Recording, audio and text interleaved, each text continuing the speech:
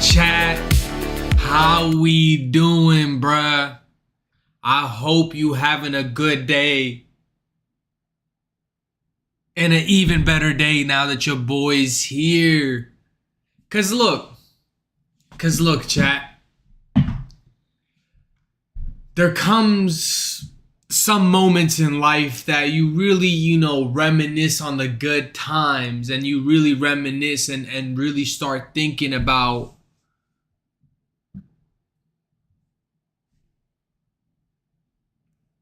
just a different moment in life. And it takes you out of that mindset of living in the now.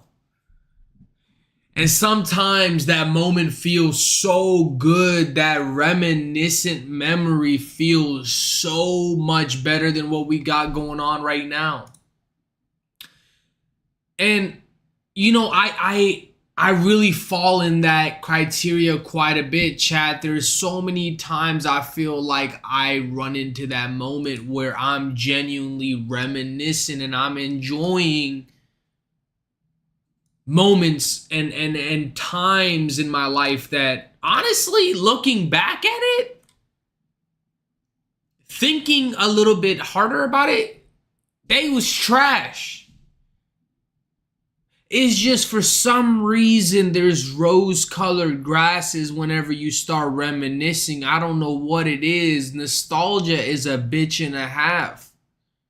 I don't know what nostalgia does, but I just know sometimes I just feel so nostalgic that I really wish I was in that time. But then I really think about it, and I really come to the realization that for some reason, some way, somehow, we only remember the good times, never the bad. Tonight, we're not doing nothing too crazy. We're not doing no fucking aura farming. I'm just chilling and enjoying myself. Getting that deep breath in my lungs and just relaxing myself. Just on a different vibe and really getting to a place where I'm accepting the here and now. So I hope you're having a good day. Because hard days behind us, good weekend days ahead of us, chat. It's Wednesday. You know how it is. You know how it is. The vibes are solid. The energy is immaculate. So get you a good hydration drink, because we chilling and vibing out. If you say was good, throw them W's in the chat, bro, because I'm having a good time and I'm enjoying it with my chat. Let's get right into it. Ooh-wee.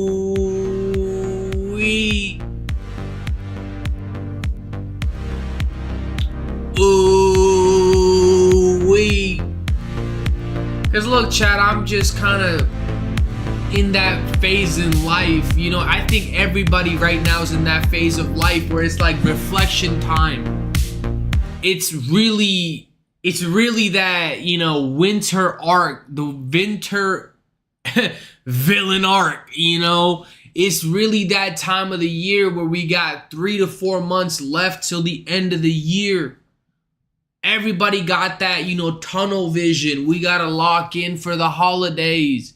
If you needed a 6-pack, now you starting your journey. So that way, by the time, the holidays hit, you got that hot body that you wanted. But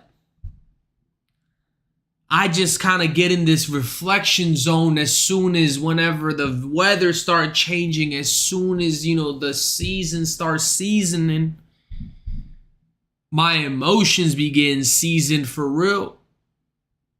So I hope, you stay strong, and I hope you really, really double down on your gut feelings and really believe in yourself. Because if you don't believe in yourself, nobody else will. And there are some times that you just have to take actions into your own hands and have to do things that you really, get depressed about. But you're like, look, I'm a lock in for real. For me. I'm a lock in for me because nobody knows what I need to do other than myself. Sometimes you think other people have good intentions for you, and sometimes they do. But 95 to 99%, 0.99% of the time, they don't. A lot of people got ulterior motives, brother.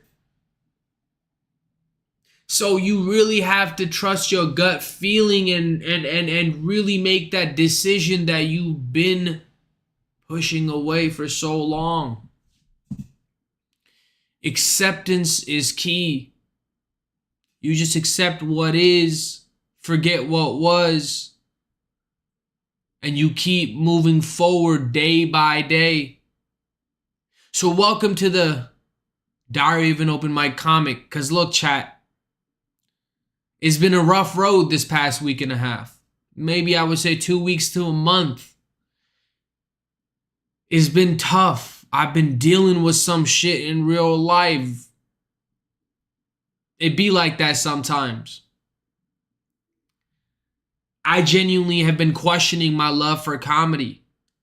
I've genuinely been having second thoughts.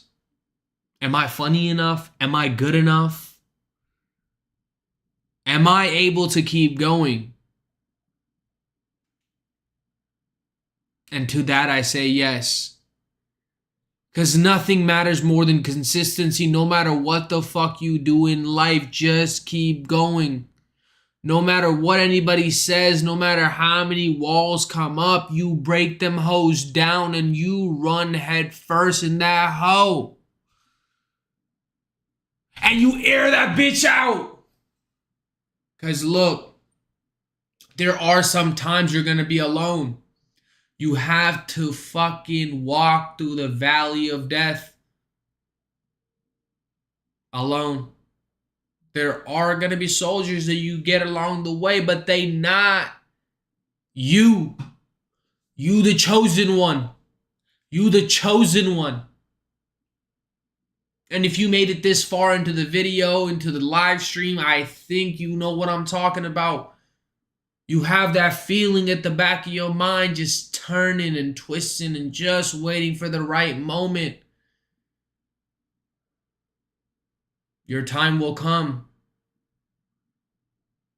And when your time comes, you will shine. So look, chat, let's put the drinks up for our fallen soldiers out there. I hope you having a blessed fucking week. Because look, there are some people that haven't made it this far. We've had some fallen soldiers across the past couple of weeks. Whether it be friends, family, or foe. I'm getting real philosophical tonight. I'm just saying it's a late night vibe. I'm on a different mood. I'm on a different stratosphere right now, chat. I'm on an elevation that I'm really trying to elevate y'all to.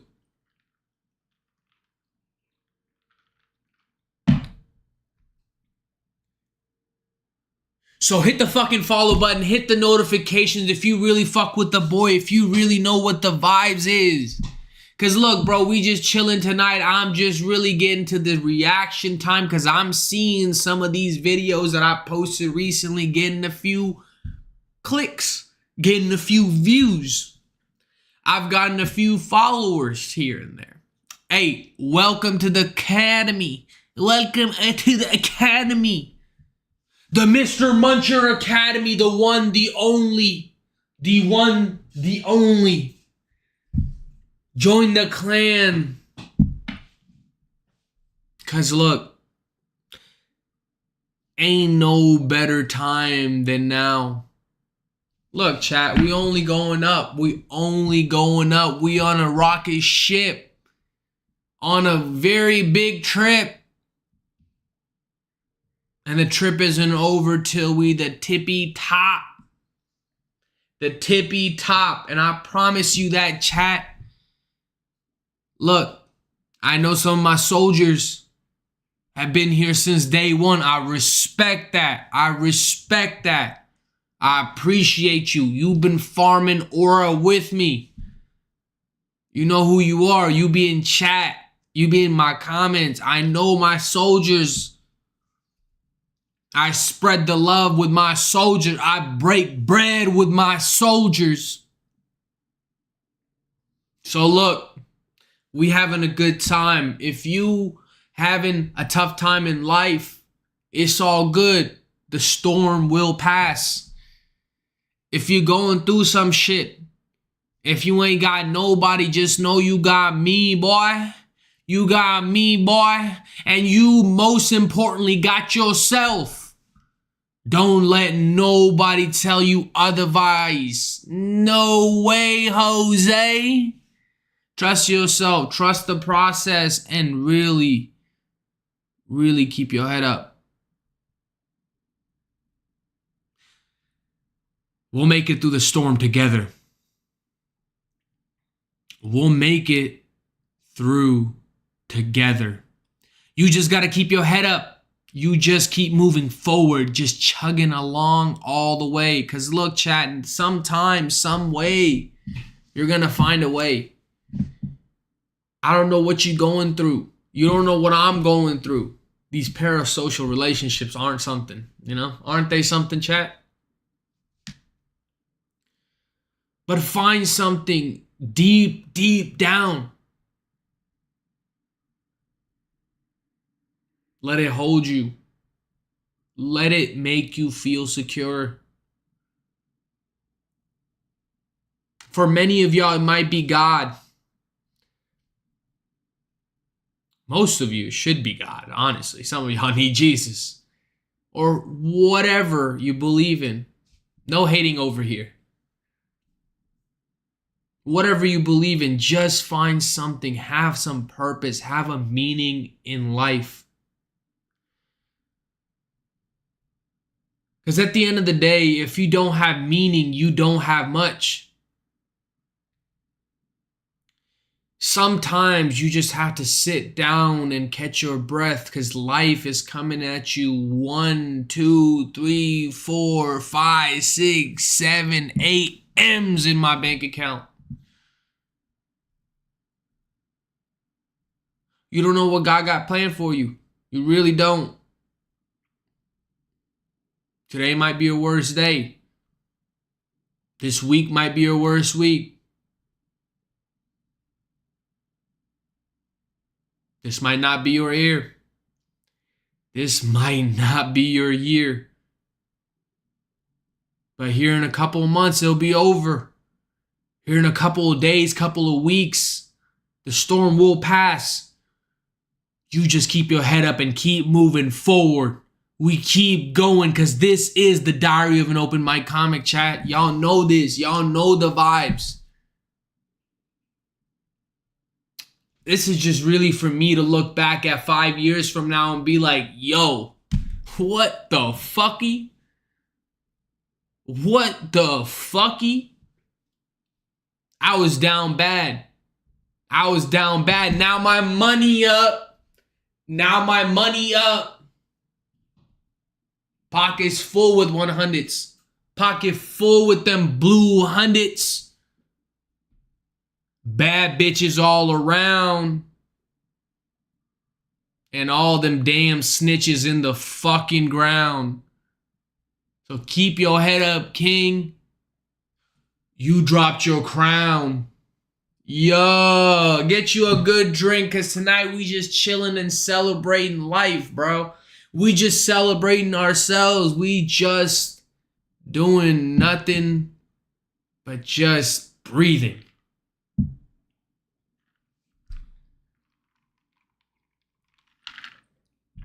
Some of my chatters, some of y'all motherfuckers are not used to this slow-paced environment that I'm bringing. Y'all used to the crackhead energy. Y'all used to me screaming and jumping and jumping around butt booty naked up in this fucking bitch. But look, I'm trying to just chillax.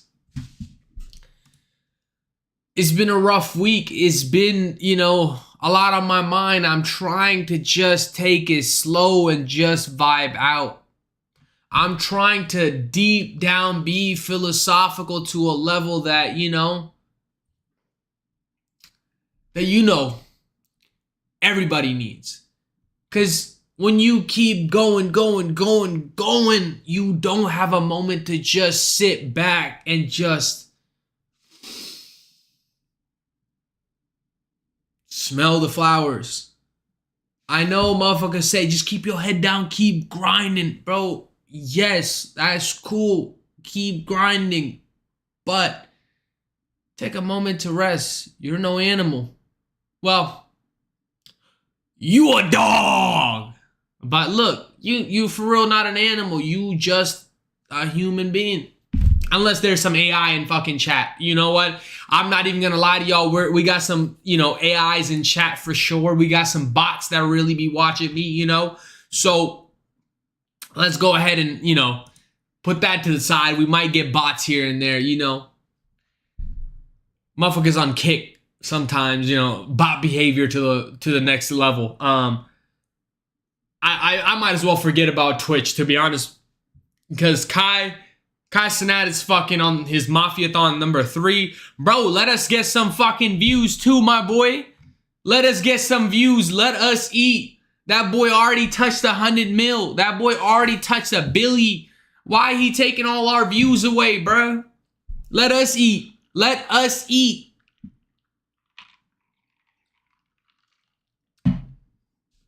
But look, I don't know.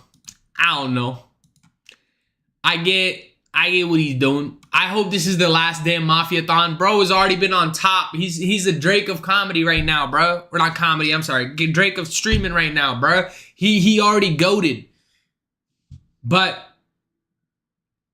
how about you chill out, bro? How about you chill out? So tonight, you know, let's see what we got going on, bro. Let's see what we got going on. We got a few different things going on. Drake was on Bobby Altoff's podcast again. Drake. Why is Drake doing this? That's the real question. What is the problem? What's going on with Drake? What's going on with Drizzy Drake, bruh? What's going on with Mr. Drizzy Drake, bruh? Let's see. I'm going to take these red shits off, bro. They're too red right now. I just like them for the intro. Let's go ahead and get these on. You already know what the vibe is. Yes, sir. Okay, there's a smudge on here and it's bothering me. I hate when there's a smudge on my sunglasses and I cannot fucking see. Am I reading this right? I am Jewish, Nick. Okay, what the helly? What the helly? I gotta have... Okay. Okay, let's see what we got. The difference that won a Grammy... Fucking 14K? Alright, fuck it. It's a 9-minute video. Let's do it. Let's do it. Let's hit it.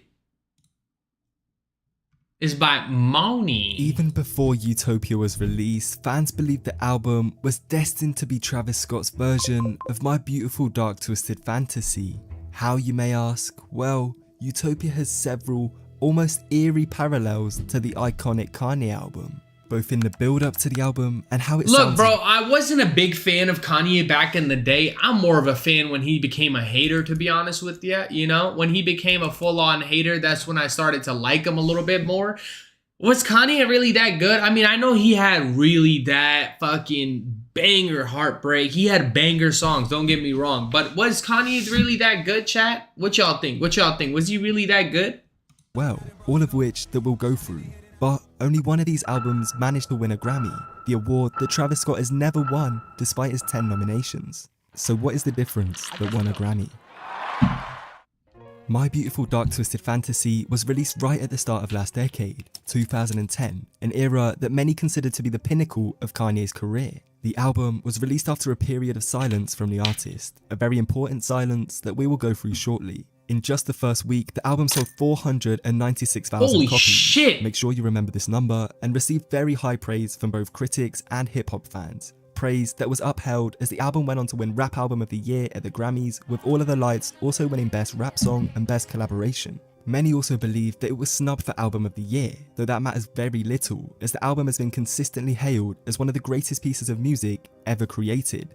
On the other hand, Utopia was released quite recently in 2023, again after a long hiatus from the artist, which we'll look at in more detail. The album was nominated for Best Rap Album at the Grammys, but it ultimately lost out to Michael by Killer Mike, leaving Travis without the award he has chased for so long. Who the fuck is that guy?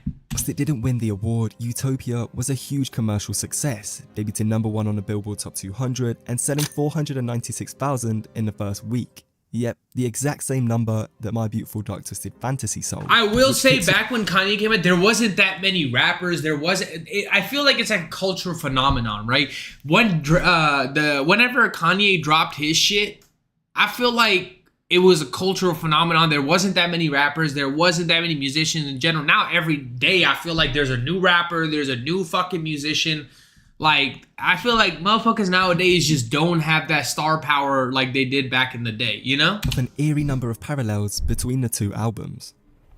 I mentioned that both albums were released after a period of inactivity for the artist, but it actually goes deeper. Both artists were actually forced out of the limelight due to controversial events. If you haven't heard what happened at the infamous 2009 VMAs, then you must be living under a rock. But in short, Kanye interrupted Taylor Swift's acceptance speech for Best Female Video, claiming that Beyonce should have won it instead. This caused uproar amongst pop culture, celebrity circles, and the whole world, although it was light compared to what comes in the future.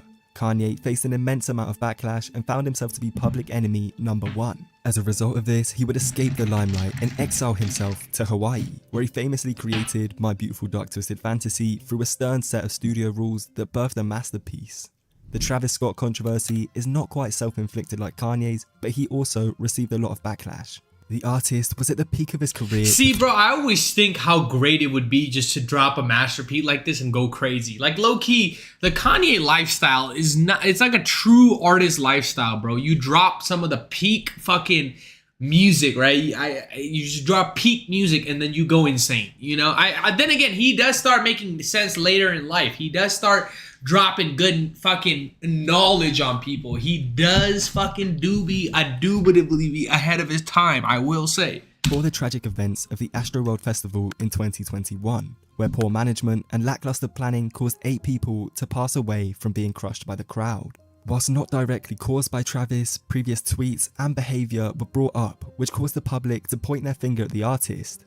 Allegedly, Travis only heard about the severity of the situation at an after party of the show, with the second night of the festival being cancelled shortly after. The artist faced even more criticism for his response to the situation, which many found insincere. Oh yeah, bro, this video was crazy. This video was like, I don't give a fuck about this situation. I remember so many people memeing this fucking video right here on fucking TikTok, bro. He was not giving a fuck. He said, I got my bag. And almost comedic.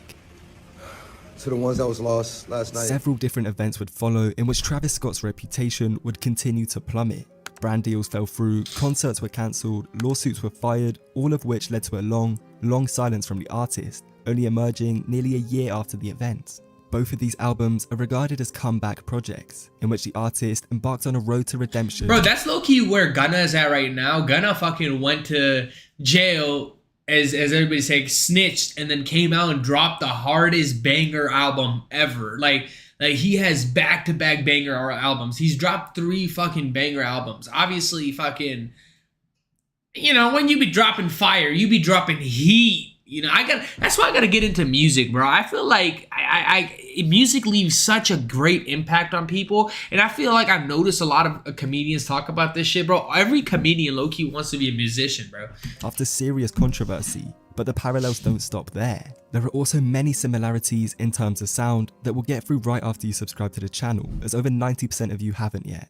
Obviously, many people have already raised the comparisons between Utopia and several of Kanye's albums, most notably Yeezus. It's no secret that Travis was heavily influenced by someone who has mentored him for most of his career. There are traces of Kanye all throughout the album. Beat switches, grand production, the fusion of several different genres, all echo the soundscape made popular by My Twisted Fantasy. And that's not to mention the several demos and instrumentals like God's Country and Telekinesis that originally belonged to Kanye. Besides the production, what better way to mark your return than with a star-packed feature list, which is another parallel as both albums feature some of the biggest names at the time. My Beautiful Dark Twisted Fantasy had Kid Cudi, Jay-Z, Rihanna, and John Legend, just to name a few, all of which were perfectly utilised to tell the story of guilt that Kanye wanted to explore. Travis Scott would also gather a collection of the biggest names of the 2020s, with The Weeknd, Drake, Carti, and Beyonce all contributing to the long-awaited return from Travis Scott. It's not escaping my mind. Like, bro, it's stuck in my mind. Somebody on TikTok called Carti a nonchalant vampire. Bro, that shit was so hilarious, bro. Calling somebody a nonchalant vampire is hilarious. I want to be at that level of artistic freedom that I'm a nonchalant vampire, bro. Just like Kanye. Just real mysterious, bro. Travis would employ most of the features in a manner that was key to the dark, experimental sound of the album. If that still isn't enough for you, there are many visual connections between the two projects. For one, both Kanye and Travis had several covers designed for their albums.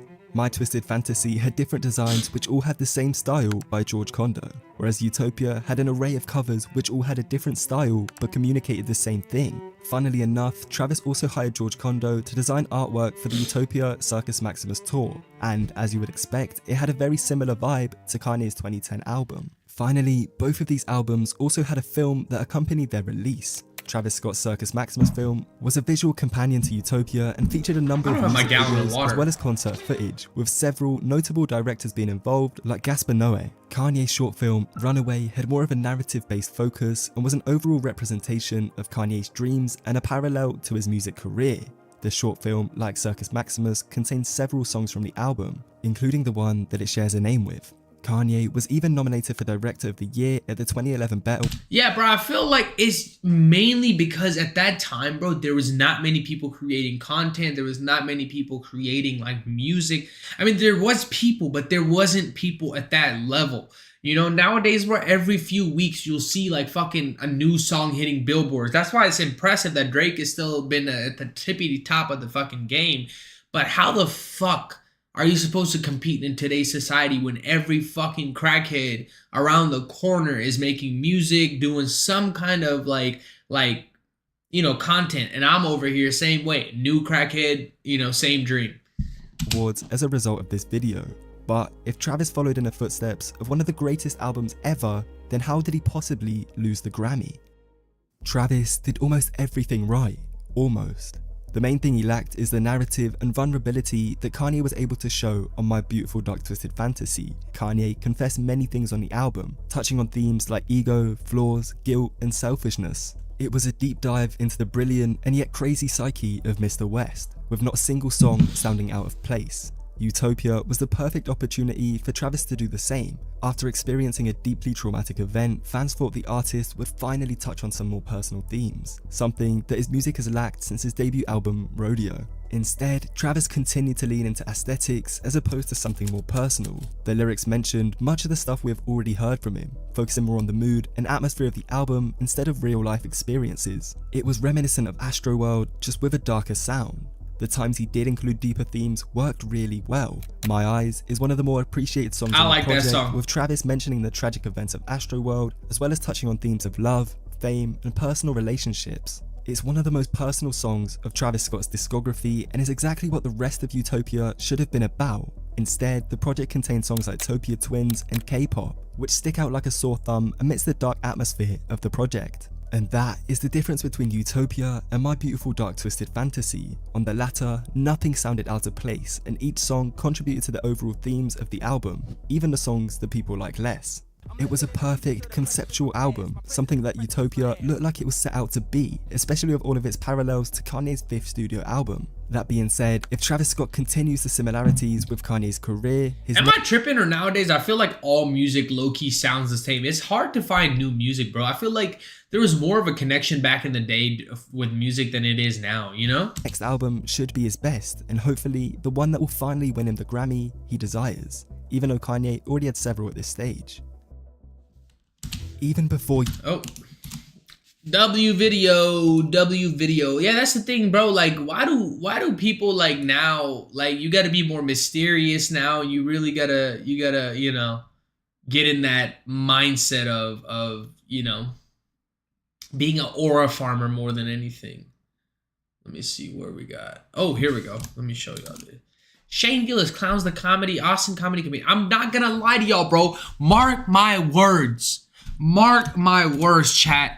Dallas is gonna be the comedy hub after Austin falls. Dallas is gonna be the comedy hub. Right now, Austin is the big comedy hub. In the future, it will be fucking Dallas. I'm telling you, bro, there's some fucking big players in Dallas, bro.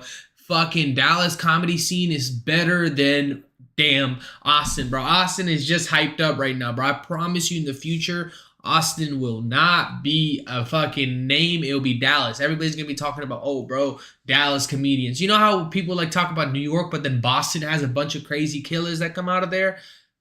Same shit. Same shit. Oh, what's going on?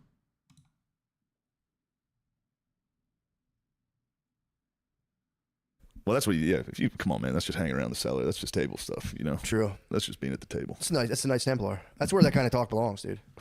You can't take. Do it out. Bro, this is my favorite podcast. I'm not even gonna lie to y'all, bro. Matt and Shane's Secret Podcast is my favorite fucking podcast, bro. I be watching the episodes like 2-3 times, like back. Millions for free, dude. No, bro. You can't diffuse the legendary hang. There's so many fucking assassins down here. We got. All right, so during a recent episode of Matt and Shane's Secret Podcast, Shane Gillis and Matt McCusker spent some time talking about the overall comedy war that's happening right now between Austin, Texas, and pretty much the rest of the world. And even though they both live in Austin and do sets at the mothership every single week, it seems like they don't want to be associated with the Austin comedy scene whatsoever. And it's almost like they take it as an insult if you classified them as Austin comics, which is a completely valid feeling to have. Like, sure, Matt and Shane are great friends with the entire Rogan sphere, but that doesn't change the fact that their friends are complete hacks. And they know this. I mean, you just saw them making fun of how Joe Rogan considers him and his posse as assassins, or the comedy death squad. And shortly you'll see them make fun of how pretentious it is to consider comedy as a sacred art form like Joe Rogan and Andrew Schultz have on several Jerry episodes. So they're very aware of the bad reputation that Austin has garnered over the years. And they obviously— Look, bro, let me speak. It is a very, very special art form, bro. Not everybody can talk shit, you know?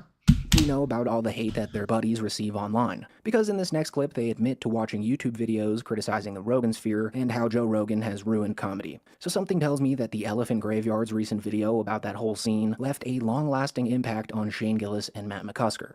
I still get moved every time when I see a dude with like genuine disabilities doing this thing on stage, because to me it's like, I don't know, I would give in. It would just be too much for me. I don't know that my spirit would be resilient enough to fucking practice. I will say Kill Tony does put a lot of special needs people on their roster. There's a lot of people you have a hard time understanding on there. God, for a minute, stand-up comedy. Dude, it's such a sacred art. They're great writers, don't get me wrong. They're great writers. But, you know, you have to be able to understand the writing, you know? And that's what the thing that's driving me during the comedy wars is how sacred the art is.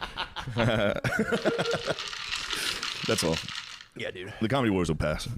Yeah, well, they'll pass. It's it'll pass. This is what I got to go to New York. Also, last I'm going back to Philly for about 6 months, so yeah, I'm out. Fuck the Austin scene, dude. Nah, I'm back. East Coast till I talked to the die, people bro. in East Coast LA. all day. Well, we were watching nasty YouTube videos about the comedy wars. Yeah. And I was like, what are we doing? Let's get something grind the positive. tape. no, I had to stop. Put on fucking Grind the Tape. So Film much, Guy dude. Network, The fate of the dude. universe The guy's hangs in the balance, bro. Well, the comedy wars? Yes. Dude. The Austin comedy scene is too powerful. LA and New York need to unite to destroy the Austin comedy scene. How are they going to stop it? That is just so we have all the butt wipes. And so throughout this podcast, Shane Gillis kept bringing up how he's from Philadelphia, which to me just shows how much he doesn't want to be labeled as a comedian from Austin, even though he currently lives there, which is just so funny to me. I mean, it'd be like if Joe Rogan considered himself as a Boston comic just because he started doing comedy there. Like, that is the length that Shane's willing to go to separate himself from this army of healthy hacks. He even considers the Bro, I will say there are so many people that went to Austin, bro, just to make their comedy dreams come true. And some of them, they did get their shit, you know, to come true, and it has been, you know, the comedy mecca for so far. But I feel like, bro, New York is still OG, bro. I'm trying to go to New York when I start doing like good. If I start making money from comedy, I'm going to New York, bro. That's where I'm trying to be at, bro. Podcast he does with Matt McCusker to be a Philly podcast, even though all of the recent episodes have been filmed in one of their huge Austin mansions. I talk to the people in the New York, and everyone talks a big game, and then when they see it, they're very interested in knowing how that's working, and can they get a little piece of that. There's a hopelessness out there. You got LA, you say, what are the podcasts that you can go and hear? They got nothing. They got the Bad Friends universe. No, there's a lot. There's so many. LA and New York are doing great. No, New York's doing great on the podcast. LA's got a ton. If you're Bill Burr's friend. Glassman's out there. Yes, There's that's a lot. number 3. Yeah. There's a lot. Now name a fourth. Name a fourth. How many are here? We got the Matt and Shane Secret Podcast. We got the No, Joe that's Rogan Philly. Experience. That's East Coast all day. You got to take the Stuff Island being here. Philly all day. That's Philly podcast. What am I, Australian podcast? Yeah. Philly. All right. I also like LA. I was just out there LA's filming a incredible. special. It's really nice. I like LA's everywhere. great. Comedy Store's fucking great. I know. I like everywhere. Everything's, yeah. I hope it doesn't devolve into a Biggie Tupac situation. I don't want to see. I don't see Joe DeRosa get shot in 92. Yeah, What a we good got- time. Everyone will relax and have a good time.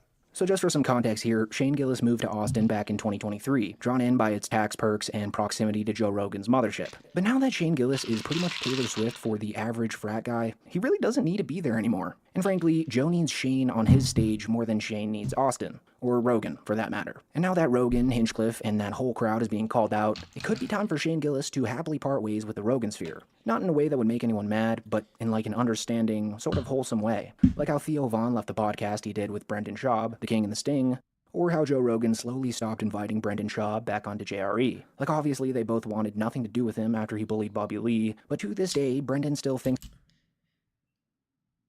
Don't even get me started, boy. Bro, the amount of hate Brendan Schaub gets, bro, is insane. I'm surprised he has, you know, lived as long as he has, bro. Like, bro, the amount of hate he gets is insane work, bro. Like, I be getting hate at like one show, and then I go home and cry for 3 days. of them as close friends. So I could see that sort of thing going down between Shane Gillis and Papa Toe. So in this next clip here, Shane, Matt, and our guest, James McCann, started speaking about Mark Maron calling out Joe Rogan and Tony Hinchcliffe in his latest special. And if there's anything that points to Shane not needing Joe Rogan or the Rogan sphere anymore, it's this clip right here. Because unlike Tony Hinchcliffe or Brendan Schaub, who got completely heated and went into full-blown cope and denial mode about Mark Maron calling them out, Shane just kind of makes light of the entire situation, and even goes as far as to say that he respects what Mark Maron did. Since, in Shane's eyes, Mark's gotten to a point in his 40-year comedy I didn't realize how fucking white Shane Gillis is, bro. His legs are pale. career where he simply doesn't care anymore and calls a hack when he sees one, which Shane mentions that he could see himself doing when he gets to that point in his career. It'll blow over. I'm not gonna lie, bro. People be calling me a hack time to time. It happens, bro. It kind of hurts. It hurts my soul, bro. But I will hack your computer if you don't stop playing these games. It hurts my feeling, bro. I'm like, I'm trying, dude. Comedy's hard. I gotta get better. I gotta start reading this book. I gotta get to fucking joke writing. I gotta get to this. Like that motherfucking bullshit. Yeah, it's kind of embarrassing. It is. It's deeply a bunch of bickering. I don't like it. We're better together. That's what I'm saying. That's what I'm saying. Stop Austin hate. That's what I say. Stop us tonight. It's about to be like comedy civil war here in a bit, bro. Comedy civil war is beginning, bro. Don't make it comics become keep Austin beating us Strong. up in the street. Because, bro, right now I feel like comedy. I can't even lie, bro. Comedy is like mad fucking. You know, it's up there in inflation. It's like. It's quite inflated, I will say. And I started like after COVID. I started like what, 22? I was 22, 23. I think I started dabbling in comedy when I was 22. I started fully going hard at 23. So I'm 26 now. I turned 26 this year. So I've been doing it for like 3 years now. And I feel like there's so many people that just started within the last year and a half to 2 years that just do it for fun, which I did at first too. I get it. But there's so many comedians, bro. There's some mics, there's 40 comedians. 40 fucking comedians at a bar that has a capacity of 70 people, unlikely you'll fit more than just comedians in there. It's unlikely there'll be actual people there to watch comedy, you know? Fucking trains and shit. Stop Austin hate. Yeah, true. Who do you think's fucking? You think it's a New York comic who's been murdering everyone by Lady Bird Lake? Certain, without a doubt. Shane is fucking immature. Mark Maron is stalking the streets at night. Killing hacks. True. Slaying all the hacks. So he might be on Assassin's Creed. Just sits in the back of an open mic and goes, I do respect How it. uninspiring. Yeah. I do respect being old and just being like, fucking hacks. Everyone nice. sucks. They're all fucking hacks. That could be the life cycle I'm in. So not only does he not defend Mr. Rogan when the topic arises here, he actually respects what Mark Maron's done this summer, in a kind of twisted sort of way. And I feel that he thinks that this whole beef is just embarrassing. Another interesting point in this podcast was actually brought up by the guest, who told Shane and Matt that channels like Too Lazy to Try and Comedy Enforcement don't really rope Shane into being an Austin comedian, which is completely true. I mean, Shane does have a group of people out there that really don't like him, but that's never really touched on by the channels in this category, which Shane says it's because we all know that he's from Philadelphia, but really, I think it's because he doesn't approach comedy with this sort of snobby, elitist attitude that guys like Tom Segura, Joe Rogan, Tony Hinchcliffe, and Andrew Schultz all have. And he's also not one to really kiss the floor that Joe Rogan walks on. Like some of these other guys are so scared to call out Joe Rogan on any of the crimes against comedy that he's committed over the years. Like for example, when Joe Rogan put his own photo between Robin Williams and George Carlin's at his Austin Comedy Club. That's gotta be a comedy war crime, and nobody really said anything about it to Rogan. The only reason he took it down was because the Elephant Graveyard made a video about it calling him out. Open micer, I was sitting around going, You've been there everyone's a forever. fucking hack piece of shit. They suck. What have you become? This is what you've done since day one. Who have I called a hack? I've seen you up the back of comedy rooms. Okay, in private. Yeah, no, In private. only in private. You're very good in public, but No, don't worry, dude. We're under the spotlight. I wonder that's what happens, you know, all the time, motherfucker. When I leave, they're like, bro, that boy trash. Podcast wars. Butt better not say wipes, anything please. bad. Butt wipes, They please. always- I've Butt seen wipes, some of these butt wipes, videos. butt wipes. They always- Butt wipes, forgive us. They Dude. carve Never you give out. him butt wipes. Never give him they butt always wipes. they go in the Austin comedy scene, except Shane Gillis, and then they move on. They carve you out at the moment. Philly till I die, dude. Shane, Matt, and their guest then go on to talk about the increasing amounts Why of are they disabled just calling him they guess? What's his name? I forgot his name. He's from Australia. I forgot. I just watched this episode like for the second time. people that are becoming regulars on Kill Tony, joking about how some of them don't seem as innocent as they portray themselves to be. And honestly, I just find this whole topic to be extremely interesting, and I would love to know what you guys think about it, because to me, it's always been a net positive that Tony Hinchcliffe platforms good comics no matter what they look or sound like. But I've seen some differing opinions about it online, and I am aware that the Legion of Skanks guys pranked Tony Hinchcliffe by bringing on their latest golden ticket winner, which was hilariously a guy dressed up as a burn victim who couldn't even say anything on stage, which Tony seemed to be kind of pressed about. I think this guy could be the next. I would love to see it. Maybe we'll send him down to Austin because he's fucking great. He's the best. Ladies and gentlemen, without further ado, give it up for Jimmy Trejo. Jimmy Trejo, come on. So talented. This guy.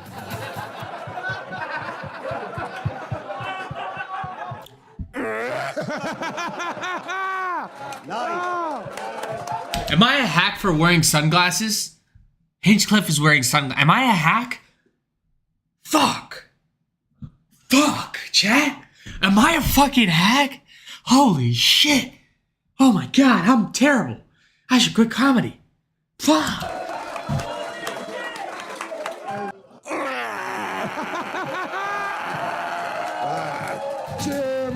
Jimmy. Wow. I see why you guys keep him behind a paywall. So overall, I think it's more complex than I once thought, and I would love to hear your guys' thoughts on it in the comments. We have all the butt They're, wipes. they're doing a nice successful blockade on the butt wipes. They're going into like deep political theory. I mean, like it's actually fascist. You go, fuck, I didn't think about It's that. gonna backfire. You can't do that. Blue Chew, are you okay doing business You with me? can't call the group fascist. But then you can't say you're not fat. Is It's that gonna be like Cracker Barrel. It's gonna be like Vanity Fair. true? You can't do that. True. They're gonna go, well, that's There's a the thousand best. disabled guys going, we will sit with you for 1 minute, I'll get that in. The disabled guys are little nasty fucks, dude. They're the You ones- don't realize they're they're the little ones climber fuckers. Why, dude, yeah. Think about it. You think because of the disability, you're like, this guy must be a sweetheart. Then you talk to him, you go, this guy's a little climber. This guy's a little nasty fuck. Think about the That could be drudgery. any of them. I'm not. Well, some of them don't have a lot of time. They've got to establish the career very quickly. I think those guys, they seem good. Which specific disabled? They're all fake. Dude, think about the Bro, fucking bro, dread. what part of hell do you think they go to if you fake a disability? Are you getting parking out of it? That's the real question. If you get parking out of that disability, you got a special front row spot in hell. drudgery of just being like a healthy young man in an office. You're like, I got to escape this form that is my life. If you fucking strap me down and like scramble my fucking wires, I'd be like, I gotta fucking do something about this. That's me right now, bro. I'm fucking scrambled. I'm fried up here, bro. No chromosomes, no brain cells left. Completely fried. Gotta have nothing but respect for the disabled bros. For sure. Killing it. They get me every time. Does like, New York have any disabled men? A lot of stairs in that. There's a couple disabled men. A lot of fake ass motherfuckers. Yeah, the You salary. gotta get carried down into the cellar. True. Yeah, is that place even fucking? all Is stairs. that New York place Comedy ADA Club? compliant, by the way? The stand. Let me I find guess out if the you go cellar's in not ADA the, if compliant. you go in the front, yeah, they'll get some of those I was guys. about to make a YouTube video. Thank God. I was about to fucking trash them. Dude, the New York comedy scene, we're coming for you. We need ramps. We need ramps, dude. That's one thing Austin's got a fuck ton of. Every comedian takes 30 minutes to get to the stage. They got to sit on one of those fucking. I mean, bro, Texas got so much land, they can build ramps anywhere, bro. You should see our pool we gotta get a parties. zip Everyone's line. getting dipped in by those pulsating chairs. We should get a zip line from the balcony. So at the end of the day, Shane Gillis doesn't really want to be grouped in with the Rogan Sphere guys anymore. Not because he really hates them, but Look, because I'm he trying to doesn't get really that Rogan Sphere clout, so please put me on Joe Rogan's show. You know, I can take a few views here and there. You know, it's chat. Listen, I can accept a few subscribers because right now, you know, the numbers, the views are running a little low. So I would definitely, you know, put me on the Joe Rogan Sphere. You know, I can take that hate. You know, a little bit. You know, I'm just saying. He's carved out a lane that's just way bigger than Joe Rogan's comedy death squad could ever be. So Rogan's inner circle might be scrambling to defend themselves against critics like Mark Maron, but Shane has already moved past that. And with that being said, that is it for the video. Thank you so much for watching. Hey, quick little dubberoni. Let's see what we got over here. Let's see. Oh, is this the video how comedy was destroyed by reality doomsday cult? Did I watch this already? Bro, I feel like I be getting nostalgia. I be getting like motherfucking flashbacks of videos I've already watched, but it doesn't seem like I watched it. Okay. Well, all that comedy investigation into Yep, I think I watched this. It's a fucking hour and a half. I'm pretty sure I watched it. Oh my God, it has 1.9 million views in 2 weeks. Holy shit. Yeah, I don't got an hour and a half to sit there and watch that, bro. I'm not that invested.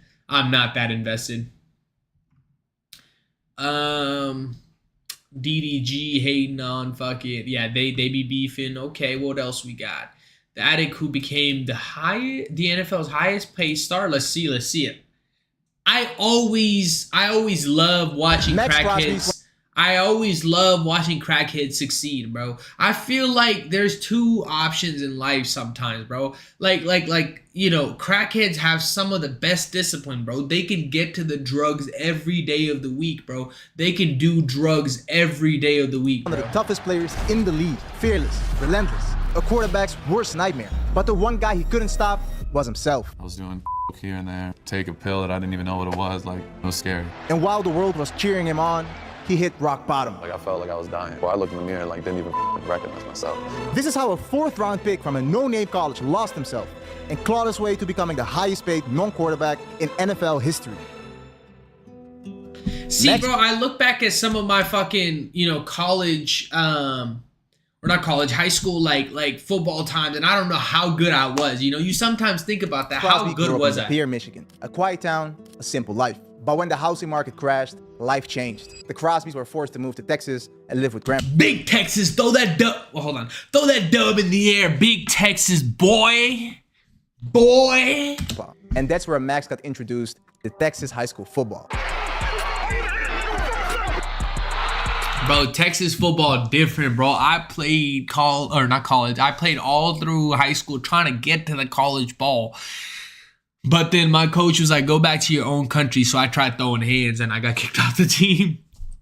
Bro, I miss football.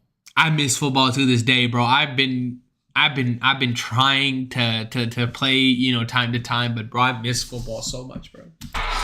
Max played linebacker, but he was kind of chubby and not the most athletic kid, unlike his older brother Miles Crosby, who had multiple D1 offers and was the star of the show. My brother was like the man. He was a pretty boy, got all the girls. Like, so in my head, I was always like, I'm trying to be like him. Like, they don't want me. I had that jealousy and I wanted that in life. And like, I just wasn't happy as a human being. Until we found the magic fix, the solution to all his insecurities, self-doubt. Max was introduced to alcohol. First time I ever drank in high school, I was like, I'm in love. Like, this is, I can go up to any chick and talk now. Like I was a middle child, redhead. Like I wasn't the most confident kid growing up. For the first time in his life, it felt like he fit in, and he finally escaped his brother's shadow. And on the field, something else was changing too. Just before his senior year, he hit a 4-inch growth spurt. So he got moved from linebacker to defensive end, learning the position on the fly against... Bro, I was a nose guard, bro. I was dirty. Hell yeah, bro. I was the dirtiest dog.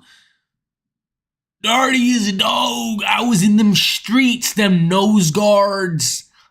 The center was scared of me. I was a skinny motherfucker, so I would just run past them so quick, bro. D1 talent. But then again, I was on fucking B team. Freshman B team, bro. There was no way it mattered. By the time I fucking got to sophomore year, I started playing receiver and safety, and I was really good at safety. I could hit motherfuckers, but I was terrible at reading plays. His tape wasn't impressive, and his dream of going D1 looked finished. Until one school came through. It might have been the worst D1 program in the country at the time, Eastern Michigan University. Like, I was surprised I got a D1 offer. They were the only D1 to offer me, bro. They're Really? my only offer in general. I got that offer, I jumped on it, committed, and boom. But that new freedom came with a whole lot of problems. Eastern Michigan wasn't exactly a football powerhouse. Coming off a 2-10 season, there were less fans in the stands than his high school games. But Max didn't care. He was excited. The problem was, Max was undersized and inexperienced. So coaches decided to redshirt him. He hated it. But that year might have been the best thing to ever happen to him. So the whole year, I just got to go on scout team and fucking learn. Try and spin moves, try and just all different type of shit. And I was winning scout team player of the week every week. That's when I really fell in love with it. So in his sophomore year, Max went off, having 11 sacks and making first team All-MAC. But off the field, he was slowly losing control. Now that he had freedom, he could drink whenever he wanted to. So Max became the life of the party, getting blackout drunk and repeating it the next day. But somewhere in the chaos, he met someone that would change his life. Rachel Washburn, a soccer player at Eastern Michigan. Finding a good girl can change your life, bro. But these hoes ain't loyal, bro. Dating Max was far from easy. She had to deal with his crazy lifestyle. You would just leave for like days at a time. And like, he would leave Thursday, come back Sunday, same clothes. What was kind of frustrating too, though, is because he could compartmentalize it and then go wake up Monday and play football. But that changed his junior year, when his drinking finally caught up to him. Max got a DUI, and he was looking at a 2-game suspension. For a player trying to make the NFL, that's a nightmare. So he stopped drinking. He'd still go to parties, but he'd just sit there miserable as hell. Eventually, he made it through the season, making All-MAC again. He still had a year of eligibility, another year to improve his draft stock. But Max made a crazy decision. He declared for the NFL draft. I had every coach tell me, you're gonna go in the 6th, 7th round. You need to go back to school. You need to, like, some of the closest people to me, like, bro, you need to go back to school.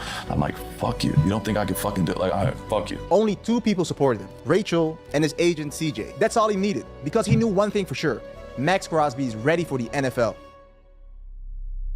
Going into the draft, Max wasn't exactly a hype prospect. A 245-pound D-end with a DUI, teams were concerned. But his agent gave him one piece of advice that stuck. What my agent told me is, like, you go kill the combine, like, I think you're gonna be a top 100 pick. That's all he needed to hear, because when the combine came around, he went crazy. Top 3 in almost every drill, and he ran a 4.66. At this point, he knew he was going top 100. But on draft day, things didn't go as planned. First 2 days go by, like, I had the news people at my house in Texas, had my whole family. Second day comes, we're like to the last couple picks of the 3rd round, and I didn't get drafted. So now I'm like, fuck, like, I'm in like panic mode. The first 3 rounds were over, and Max just sat there frustrated, thinking, man, is it the DUI? Is it the weight? I was so fucking mad, and I was with Rachel. I walked the fuck out of my party after that. I get in the car and I'm just like, fuck. Like, I'm just yelling out loud, like, fuck, like, what the fuck? Got Burger King, fuck some Burger King up. But then came day 3, and with the 106th pick in the 2019 NFL Draft, his phone started ringing. Are you that guy number 92 that's raising hell? Yes, sir. I'm ready. Yes, Will you come out? Hey, you come out here. I'm ready. I'm the guy. I promise. Thank you so much. Gruden believed in him, and that's all Max needed to hear. I needed that, bro. I needed that back in the day. Bro, getting even to an NFL team in general, chat, that's OD, bro. That's OD, bro. You know how fucking big those college players are, bro? So I could only imagine getting in the NFL, bro. You getting fucking sacked, getting clapped up every week, bro. Pause. No diddy. Wait, the doubt, the embarrassment pissed him off. Trust me, the competitor in me, I'm like, no fucking way. They waited fucking 3 days to draft my ass. I got something for y'all, no doubt.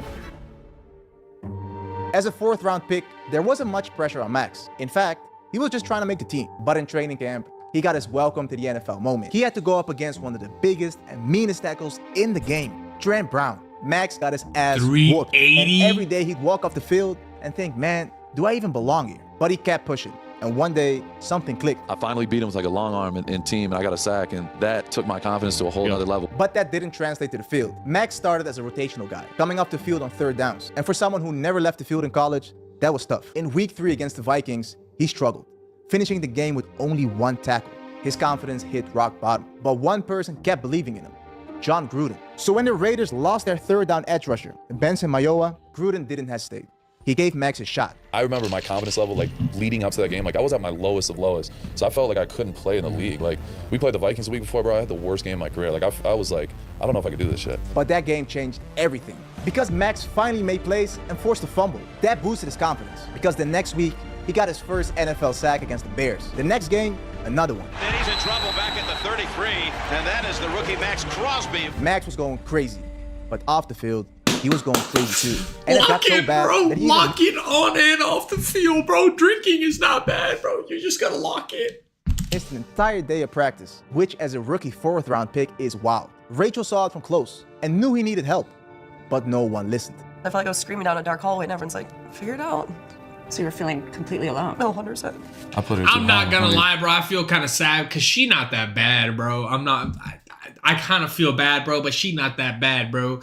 She might be a good girl, but she not that bad. He's an NFL player now, bro. He gotta have baddies, bro. I believed her. Like that's such a sad, lonely feeling, and that still hurts me to this day. Max's on-the-field success made him blind to his addiction, and it got to the point where Rachel couldn't keep up anymore. I threatened to leave like 1,000,000 times and I've never left. But I finally left though. Like it was such a good feeling for me. Then came the Bengals game, where Max went insane, finishing the game with 4 sacks, winning AFC Defensive Player of the Week. And while the world was cheering him on, he was fighting a battle no one could see. I was going through that with my girl. I'm partying my ass off, and I go out there versus the Bengals, get 4 sacks, and come home and my girl hates me, and I'm miserable. Like, people don't even know that, bro. Despite the chaos, Max finished the season with 10 sacks and came in second behind Nick Bosa in Defensive Rookie of the Year. Now it was time for the offseason, a moment where Max had money, time, and no obligations. And that's where things went terribly wrong. For 3 months in a row, Max went on a crazy bender. I could imagine, bro, a NFL money type bender, bro. NFL money bender, bro. Yo, where the hoes at, bro? Where the hoes at? If you got a couple millies in the bank, okay, he might be a backup. Well, he was a starter now, but couple millies in the bank still, bro. Here and there, I was off the wall. I'd take a pill that I didn't even know what it was. Like, it was scary. Deep down, he felt like he was losing control of his life. So he made the hardest decision ever. He called Rachel, he called his agent, and he said, I need help. So they called in a guy named Scotty, a rehab specialist who was flying to Vegas to help him. Max stayed sober for 10 days, and Scotty was on his way. It looked like Max was finally taking the first step to recovery. But then came the invite, front row tickets to a UFC event in Vegas. Deep down he knew, I probably shouldn't go, but he did anyway. And that's where one drink turned into a 5-day bender and the scariest night of his life. Bro, I woke up one morning like, bro, I don't even recognize myself, bro. Like, I'm miserable. I feel like fucking death. I felt like I was fucking dying. I'm like, I need to fucking get help. So on March 11th, 2020, Max changed his life forever. He flew to Hollywood and checked into rehab. When he got there, he looked around and he realized he wasn't alone. I thought I had the most problems of anybody on the planet, but you know, you go into a rehab and you're like, holy shit, like, you know, I know I'm fucked up, but like, there's some people more fucked up than me. After 30 days, Max successfully finished the program, and he couldn't wait to go back home. But when he finally returned to Vegas, it was a battle. Bro, rehab for me is comedy, bro. I'm not even gonna lie. Everybody uses this is a hack premise that, hey, comedy is therapy. Yeah, bro, when you see the crackheads that fucking do it with you, yeah, it's definitely therapy. You see your life is not that bad compared to some motherfuckers that are in this game. So really, it is truly therapy. Every single day. Standing by his side was Rachel. his ride or die, the one who was there when everything was falling apart. She'll take a bullet for me, like legitimately. She's been through everything with me. My addiction, she's been there by my side the whole time. We've had ups and downs a million times, but at the end of the day, I always ran back to her. The outside world had no idea what was going on. All they saw was a rookie coming off a 10-sack season. So in his sophomore year, there were expectations on Max, but he didn't live up to him. He ended the season with 7 sacks while playing through a torn labrum and a broken hand. But it wasn't just the injuries. Max tried to replace his addiction with junk food, so he didn't play in great shape. On March 11, 2021, he was officially 1 year sober. And that's when he decided to open up about his journey. It took a lot because I was the same person. I was so like, I really cared about my image and I needed to be known as like, you know, hard ass, like football player, blah, blah, blah. Like that's how football players are, bro. It's our natural nature. The response was massive, and players applauded him for opening up. But Max didn't just want to be a comeback story. Sat with a nutritionist, got with the strength staff, got with everybody. I'm like, listen, I'm not trying to be a middle of the road guy or a good story. Oh, he got sober in the league, whatever. I'm like, I'm trying to be the best. And that's when the league was in trouble. No more injuries, no more junk food. Max Crosby was locked in. And in week 1 against the Ravens, he showed the world. He had 2 sacks, 6 pressures, and won AFC Defensive Player of the Week. The Raiders started hot, winning their first 4 games. But in week 5, all momentum died. John Gruden's email scandal hit, and he was forced to resign. To Max, that wasn't just his coach. That was the guy who believed in him when no one else did. I love Coach Gruden. I mean, he's like family to me. So yeah, it sucked. You're like, this is the dude that drafted me. And the next day, I'm literally with my wife in Gruden's house.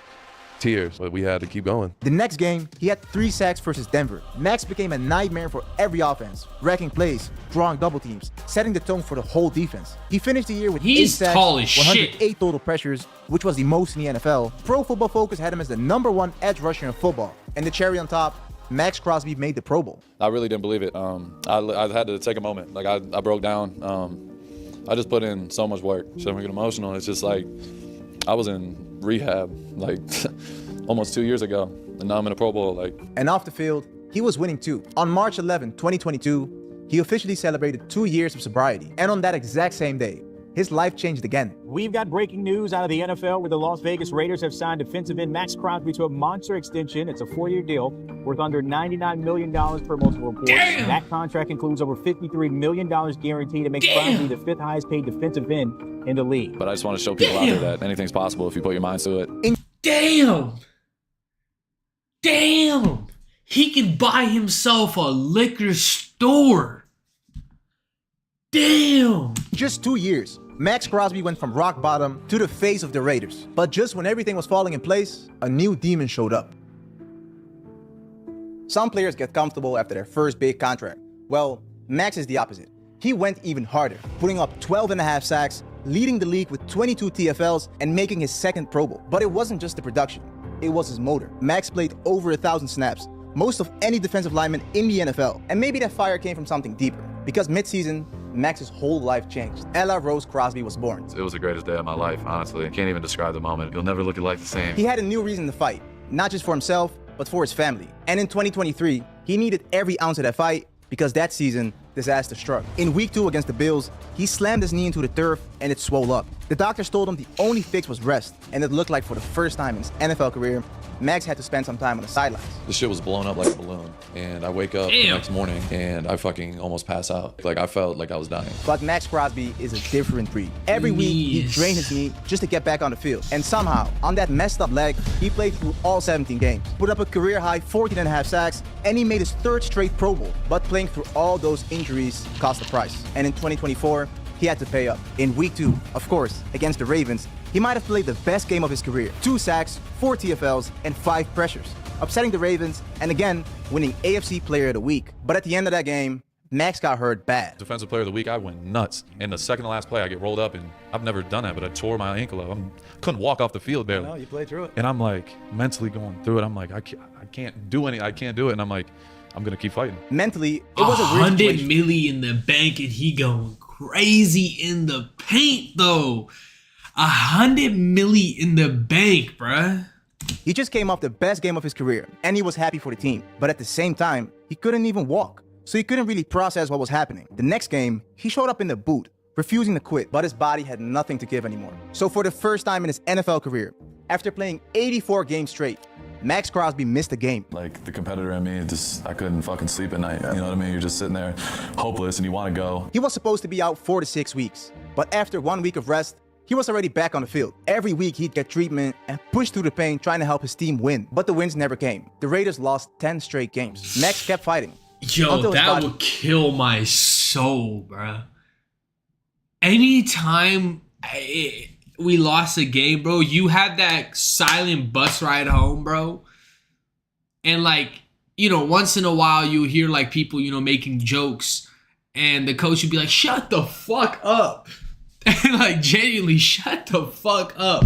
Because y'all trash. And you like, oh, okay, all right. And you'll just drive home in pure silence. And y'all know that motherfucking bus ain't got no radio. He broke, and he re-aggravated that same ankle injury in week 14. That's when the doctors gave him a choice. Keep on playing and risk permanent damage, or shut it down for the season. So he got surgery, and watched from the sidelines as the Raiders fell apart. He still had an amazing year. 7.5 sacks, 17 TFLs, making the Pro Bowl for the 4th time in a row. But to Max, none of that mattered. He just wanted to win. The Raiders ended up 4-13, and that's when the dominoes started falling. GM Tom Telesco, fired. Head coach Antonio Pierce, fired. But here's the crazy part. Max Crosby, the heart of the team, was now being linked to other franchises. Every other day I got a new team making a graphic about Max Crosby's going to the Washington. I'm a fucking Raider. But the Raiders responded, and they made a move that silenced every trade rumor. The kid with one D1 offer, who got drafted in the 4th round, and almost lost himself to addiction, broke NFL history. Max Crosby is not going anywhere. Max Crosby is now the new highest paid non-quarterback in the National Football League. $106.5 million extension, that's $91.5 guaranteed. I just want to be able to put some light to the that's world. 200 in the banky. 200 in the bankaroni, bro is balling. He said 100,000 on the wrist, 500 on the chain, and yo, bitch, mine. Positive energy in any way I can to be a light for anybody going through what they're going through. You know what I mean? I'm about to be 5 years sober in a week. So that alone is, without that, I wouldn't be here. And there's a lot of people that have helped me in this room along this journey. So can't thank those guys enough. Thank y'all so much for watching this video. W video, fucking 200 milli? I mean, I know they was making good money, but 200 milli though?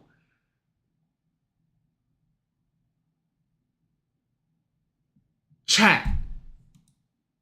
Who was that one corner? Richard Sherman? Sherman? What's his name? Net worth. This was my favorite cornerback back in the day, bro. Net worth not readily available in the but 28 contract with 49ers was worth 39 milli over 3 years. Base salary $2 million. He was one of my favorite fucking cornerbacks, bro. He was cold. What's that? What's their running back? I love Seattle for a little while. What was their running back? The big motherfucker built like a refrigerator, bro. He's in commercials. I forgot his fucking name. If I think of it, I'll. Let me look.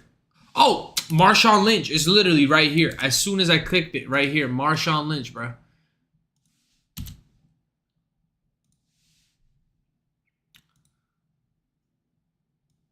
What the helly? What the helly? 400 milli? 400 milli?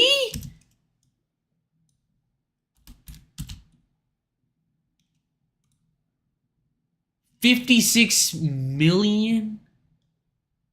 But 400 milli? Chat. Get me to the league.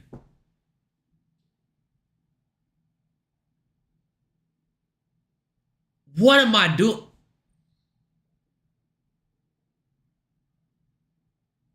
Maybe I was just trash at football. I was just trash at football. That's 400 milli, dude?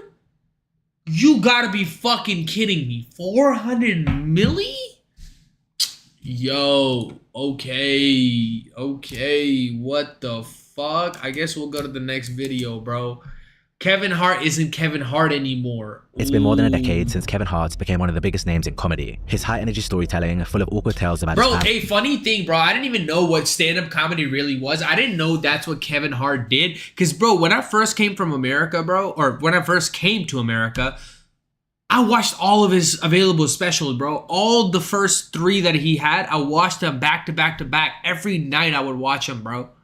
And now I look back at it, bro, I was meant to do stand-up, bro. Weirdly enough, like years ago, I was just meant for this life. Like just the degenerate life of a comedian. I was meant for this crackhead behavior. His childhood and himself made him feel authentic in a way few comics ever do. Crowds didn't just laugh with him, they connected with him. That connection turned him into a phenomenon, selling out an NFL stadium, starring in films that pulled in billions, and building a business empire that stretched from Hollywood productions to tequila, supplements, and even fast food. Kevin Hart wasn't just successful, he became unavoidable. But somewhere along the way, the underdog everyone rooted for started to disappear. The film roles began to feel recycled, the comedy louder but flatter, and the scandals, the cheating, the extortion, I will the Oscars say, bro, fallout. I will say Kevin Hart is probably the best host of all time. In my opinion, as a comedian, actually there's, what is that guy named? Richie Gervais, like the guy that was on roasting people, whatever. But Kevin Hart low-key up there with one of the top hosts. Made it harder to laugh along. Even his peers began to question whether Kevin was still the scrappy hustler he claimed to be, or just a polished product of a machine. By 2024, the criticism cut deeper than ever. It wasn't about his jokes or his movies anymore. It was about his influence, and whether Kevin has too much power over who makes it and who doesn't. Today, he's still winning, still expanding, and still stacking success. But what he sacrificed to get there may be the very thing that once made him special. The version of Kevin Hart that everyone fell in love with didn't just come out of nowhere. It was built and shaped by pain, Y'all know he looks exactly like his mom. and the pressure to survive. Raised in North Philadelphia by his mother, Nancy Yeah, Hart. look at his mom, bro. She looks exactly like him, bro. They look exactly the same, bro. Kevin and his older brother Robert grew up in a single-parent household. Their father, Henry Witherspoon, battled drug addiction and was frequently incarcerated. When he was around, his behavior was unpredictable. Nancy stepped into both parental roles, the provider, the disciplinarian, and the emotional anchor, doing everything she could to keep us unstable while shielding them from their father's They low-key look exactly the same, bro. chaos. But raising two boys alone in a tough environment came with Look at the pictures. They look exactly the same, bro. its challenges. They struggled financially, crammed into a one-bedroom apartment in a neighborhood riddled with crime and drugs. Without a strong male role model, Robert got pulled into the streets. He joined a gang, started dealing, and even got caught up in a robbery. In court, he was given a choice, prison or the military, and he chose the latter. For Nancy, that was a wake-up call. She became even stricter with Kevin, keeping him busy, closely watched, and out of trouble. My mother was strict, but she was strict because she saw mistakes that she had made with my brother and letting my brother do certain things and my brother responding to that freedom negatively. So I was the one that couldn't get out of sight. I was the one that never could do something by myself. I had extracurricular activities. I had a babysitter. I was never not watched. That structure gave Kevin discipline early on. Over time though, it became clear that school just wasn't his thing. He eventually dropped out of college and took a job as a shoe salesman. Still, the work ethic his mum had drilled into him stuck, and he quickly became the top salesman at the store. But what really set him apart wasn't just his hustle, it was his energy. Kevin had this big, infectious personality that lit up every room. He always kept his co-workers and customers laughing, and one day, a colleague told him he should try stand-up at a local open mic. So he gave it a shot. From the moment he touched the mic, Kevin was hooked. The spotlight, the laughs, the connection with the crowd, it lit something inside of him. And soon, he started entering comedy competitions and winning. The first amateur night I won, I said, this is crazy. I can't believe I won. I was performing against like 7 other people. I won. Came back the next week, I won again. Came back the next week, I won again. Came back the next week, I won again. I won 6 times and I quit my job. I said, I'm not doing this anymore. I'm a comedian. This is what I want to do for the rest of my life. Surprisingly, his mother backed him. She was a devout Christian who, according to Kevin, had never even watched stand-up, but she agreed to pay his rent for a year on the condition that if it didn't work out, he'd go back to college. Confident he could make it, Kevin started spending time with veteran comedians like Keith Robinson and performing regularly at clubs around Philadelphia under the stage name Lil Kev the Bastard. His early sets leaned on raunchy impressions and borrowed styles, the kind of material that got laughs in quick bursts, but didn't feel personal or original. The audience could tell, and the connection wasn't there. Determined to get better, he hit the road, performing anywhere he could. New York, Philly, Boston, city after city, club after club. The grind wasn't easy. He got booed off stage more than once, and at one particularly brutal... Boot off stage is light work, boy. Imagine getting your mic snatched out of your hands. gig in a strip club, someone threw a chicken wing at his face. A guy threw the wing at me. I was like, why are you even here? That's what I was thinking in my mind. He was like, hey man, enough. Yeah. And he just threw a saucy buffalo wing at me, hit me in the side of the face. But Kevin wasn't discouraged. Instead, he adapted. Those rough nights taught him something crucial. Audiences connected more when he told more personal stories. So he leaned into that and started telling stories from his own life, his insecurities, his strict upbringing, and his complicated relationship with his drug-addicted father. That shift didn't make him a star overnight, but it did change the way crowds responded. Slowly, the buzz around his stand-up began to grow. He was still grinding, traveling city to city, playing small clubs, but now people remembered him. One of those people was director Judd Apatow, who liked what he saw and cast Kevin in a recurring role on the 2001 sitcom Undeclared. It wasn't a starring role, but it put Kevin on a network set for the first time and introduced him to an entirely new audience. Off the back of that, he began booking small but steady parts in films like Paper Soldiers and Scary Movie 3, slowly building his resume. Around that same time, Kevin married his college sweetheart, Torrey Skipper, and it felt like all the pieces were finally falling into place. His momentum kept building when he landed his first starring role with The Big House, a sitcom he was not only the lead in, but also created. Loosely inspired by The Fresh Prince of Bel-Air, it followed a rich Malibu kid forced to move in with his relatives in Philadelphia. ABC, the network behind it, seemed all in. They even flew Kevin out to present the show to advertisers. This was supposed to be his moment, but just seconds before going on stage to introduce the show, everything collapsed. I'm next to walk on stage so they can announce The Big House. You're the guy with the microphone that's backstage managing the... This is what I see. He's right here. I'm with him. All right, I'll tell him right now. Kevin, hold up 1 second. They just said they're not going to go through or pick it up. Somebody should be back here to talk to you shortly. Just like that, it was over. Kevin had poured everything he had into The Big House, only to be told moments before stepping on stage to promote it that ABC wasn't going to pick it up. It was only later that he learned the full picture. The network would still air the 6 episodes that had already been made, but there would be no future beyond that. From the moment it premiered, Kevin knew the show was already over. Still, hope remained. He just landed his first leading film role in Soul Plane, sharing the screen with big names like Snoop Dogg, Method Man, Monique, and a then up-and-coming Sofia Vergara. The film had a built-in audience and the potential to be a breakout hit for him. But before it could even make it to theaters, disaster struck. A leaked copy of the film spread online months before its official release, gutting any momentum. By the time Soul Plane opened, most of the core audience had already seen it for free. The movie tanked at the box office and was panned by critics, cementing its place as a commercial and critical flop. That was 2 high-profile disappointments in a row for Kevin. And in Hollywood, that kind of streak doesn't earn you sympathy. It gets you fewer calls, fewer auditions, and fewer chances. Kevin had done everything by the book, but just when it looked like he might finally break through. Damn, bro, that hits me to my soul right now. Kevin, you speaking to me right now, bro. The system seemed to spit him out. That's when something shifted. Kevin stopped chasing Hollywood's approval and started betting on himself. He went back to what he knew best, stand-up. He worked any stage that would have him, from tiny clubs to backroom bars across the country, rebuilding his reputation one set at a time. By 2009, Kevin was ready to take more control over his career. He launched his own production company, Heartbeat Productions, and began releasing comedy specials on his own terms. The first was I'm a Grown Little Man, where he doubled down on the honesty that had first gotten him noticed, talking about his childhood, his insecurities, and his experiences as a husband and father. The special was a hit. It was funny and relatable, and audiences loved it. A year later, Kevin followed it up with Seriously Funny, which was also received well, but it was Laugh at My Pain in 2011 that became the real game changer. The special pulled in an unexpected $7.7 million at the box office, making it one of the highest grossing stand-up specials of all time. Kevin was over the moon, but just as his career was taking off, his personal life was beginning to implode.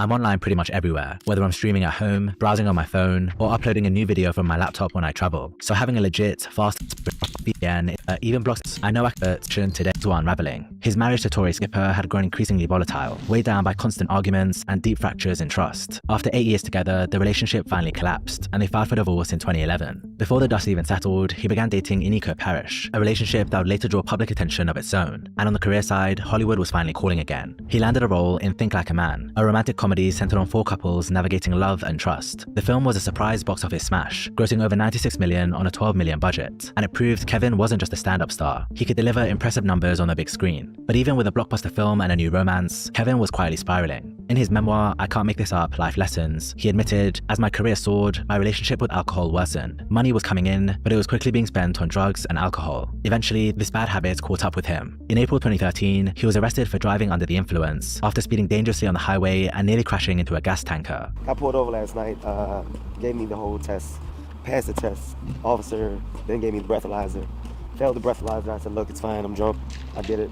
Do what you gotta do. He was sentenced to 3 years of probation and ordered to complete a 3-month alcohol education program. In the celebrity world, drinking is often brushed off as a byproduct of fame, so the incident did little to slow his momentum. Just 2 months later, Kevin released his 4th comedy special, Let Me Explain, where he opened up about the DUI, his kids, and his divorce. He'd built his career on personal storytelling, often turning his own flaws into punchlines, but by this point, a big chunk of his act centered on his failed marriage. One standout bit had him portraying his ex-wife Torre as jealous and controlling, mimicking her voice, and even joking about her hiding in his car trunk to catch him cheating. True story, people. That's exactly what I do. Get in the shower, get dressed, get in my car, start driving to the store. On the way to the store, I hit a speed bump. When I hit the speed bump, I hear a lot of noise in the trunk.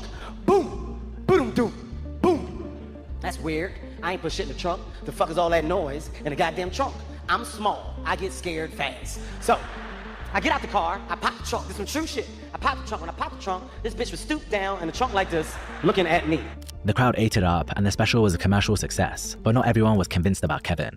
I think that's why I'm probably so energetic and crazy on stage, because I used to watch this like all the fucking time, like especially like his stories about his dad, like all the crazy fucking bits that he has that he fucking exaggerates and goes like actually in detail about. Bro, I think I just realized why I'm fucking a crackhead on stage. It's because of Kevin Hart. New voices in the comedy world began openly questioning his style and credibility. One of the loudest came in 2014 when Mike Epps was asked in an interview which comedian he thought was overrated, and without hesitation, he named Kevin Hart. One overrated comedian. Kevin Hart. He went on to say, in this business right here, guess what? Sometimes marketing can be bigger than talent. This business is not about being funny. This business is about being forced on people. You can be forced on people and then you can be really, really funny. If the business was based on being funny, wouldn't none of these suckers be in it? Kevin didn't let I this feel slide. like, bro, there's so many motherfuckers that be hating on me in Dallas. The fucking scene, the comedy scene in general, I feel like is a bunch of haters just hating on other people, and really, I'm not gonna lie, I be hating too. It's part of the human condition to hate time to time. And I feel like, bro, when you don't got nothing and you see somebody that you feel like is not as funny as you, or a little bit less than you, or just not, how would you say, you don't see eye to eye with them, you start hating a little. That little jealousy spirals.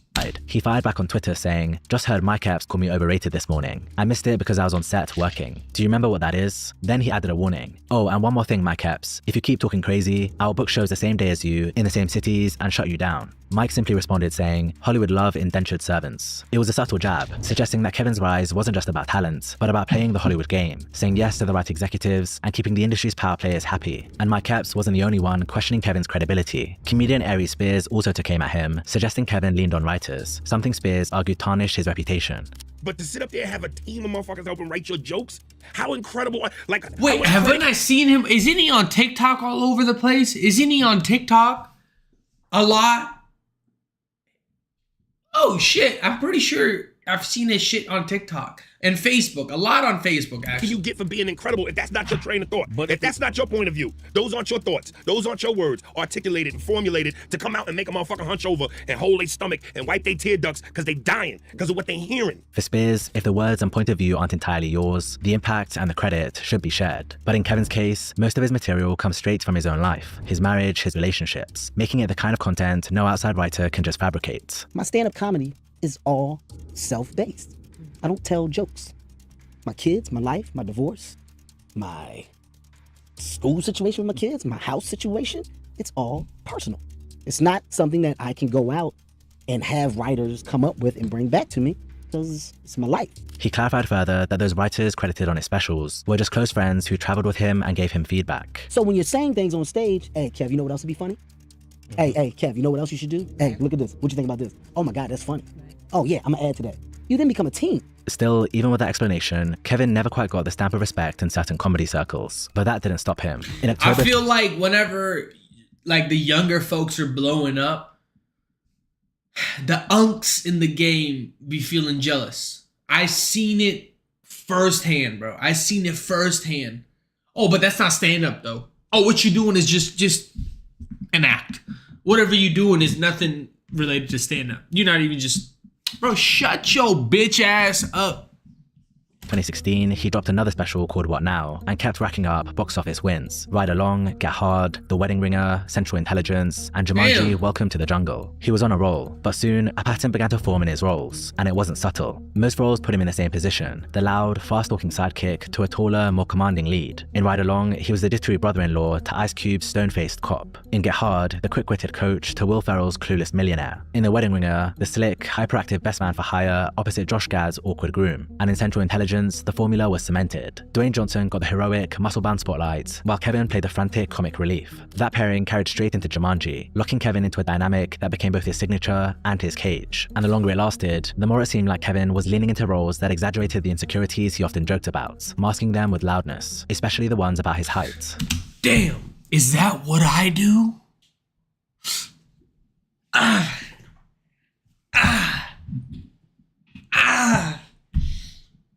Fuck!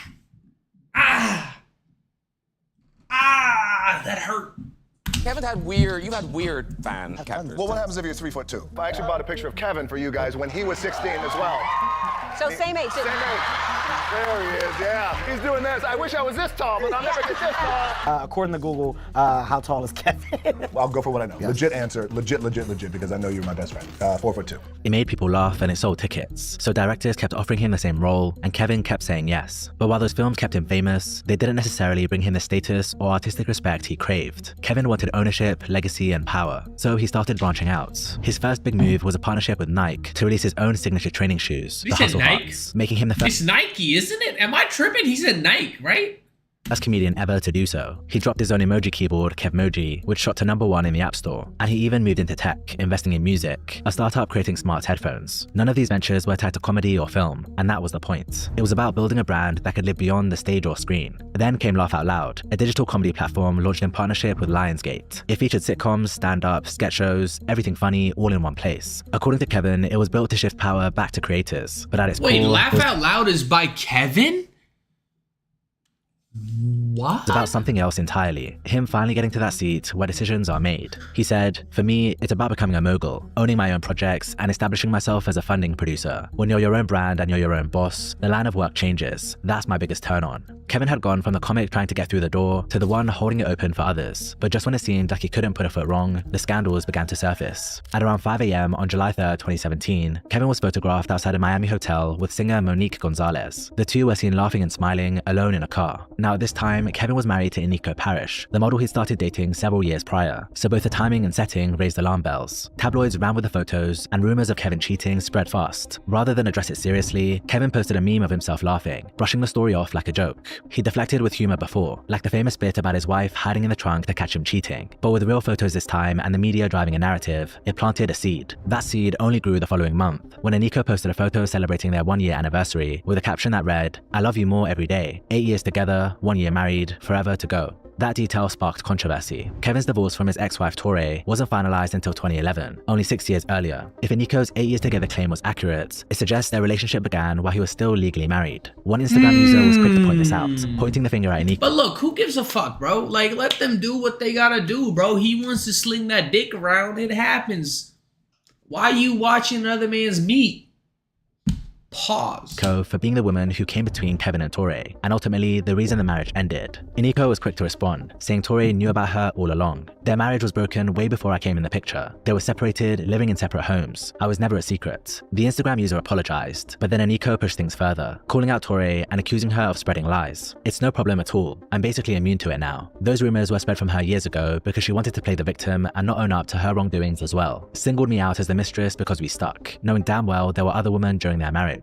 That's when Torre responded, telling Iniko to either speak the truth or not speak at all. Iniko, sweetheart, normally I don't feed into this, but when you addressed me, you forced my hand to respond or to be made out a liar. We've made successful strides to become a loving, co-parenting family, but you've left it open for my character to be questioned. You, Kevin, and I know the truth. The entire exchange was picked up by the press, and the public reaction was immediate. Most sided with Torre, and while Iniko's image took a hit, Kevin wasn't spared either. For many, the idea that his old cheating jokes might not have been just a bit, but a reflection of real behavior, shifted how they saw him. And while his supporters were still holding out hope that he hadn't cheated at all, the next scandal shattered that illusion. In September 2017, Kevin posted a video on Instagram admitting to making poor decisions and apologizing to Iniko and his kids. I'm at a place in my life where I feel like I have a target on my back, and because of that, I should make smart decisions. And recently, I didn't. You know, I'm not perfect. I'm not going to sit up here and say that I am or claim to be in any way, shape, or form. And I made a bad error in judgment and put myself in an environment where only bad things can happen, and they did. And in doing that, I know that I'm going to hurt the people closest to me, who I've talked to and apologized to, being my wife and my kids. He also hinted that someone was trying to extort him. But I'm not going to also allow a person to have financial gain off of my mistakes. And in this particular situation, that's what was attempted. The very next day, TMZ reported that someone was indeed trying to extort Kevin for millions over an explicit video that appeared to show him with another woman in a Las Vegas hotel. Soon after, TMZ released stills said to be from the footage, showing Kevin in a compromising position. The internet erupted with speculation about the woman's identity. Some tabloids labeled her a stripper attempting blackmail, but the truth came out days later. At a press conference with attorney Lisa Bloom, Montia Sabag, a 27-year-old aspiring actress and recording artist, confirmed she was the woman in the video, but firmly denied having anything to do with recording or extortion. Good morning, everyone. My name is Montia Sabag. I was involved with Kevin Hart a month ago. Since then, my pictures and my name have been released with lies written about me. I am not an extortionist. I'm not a stripper. I'm a recording artist and an actress, and I have not broken any laws.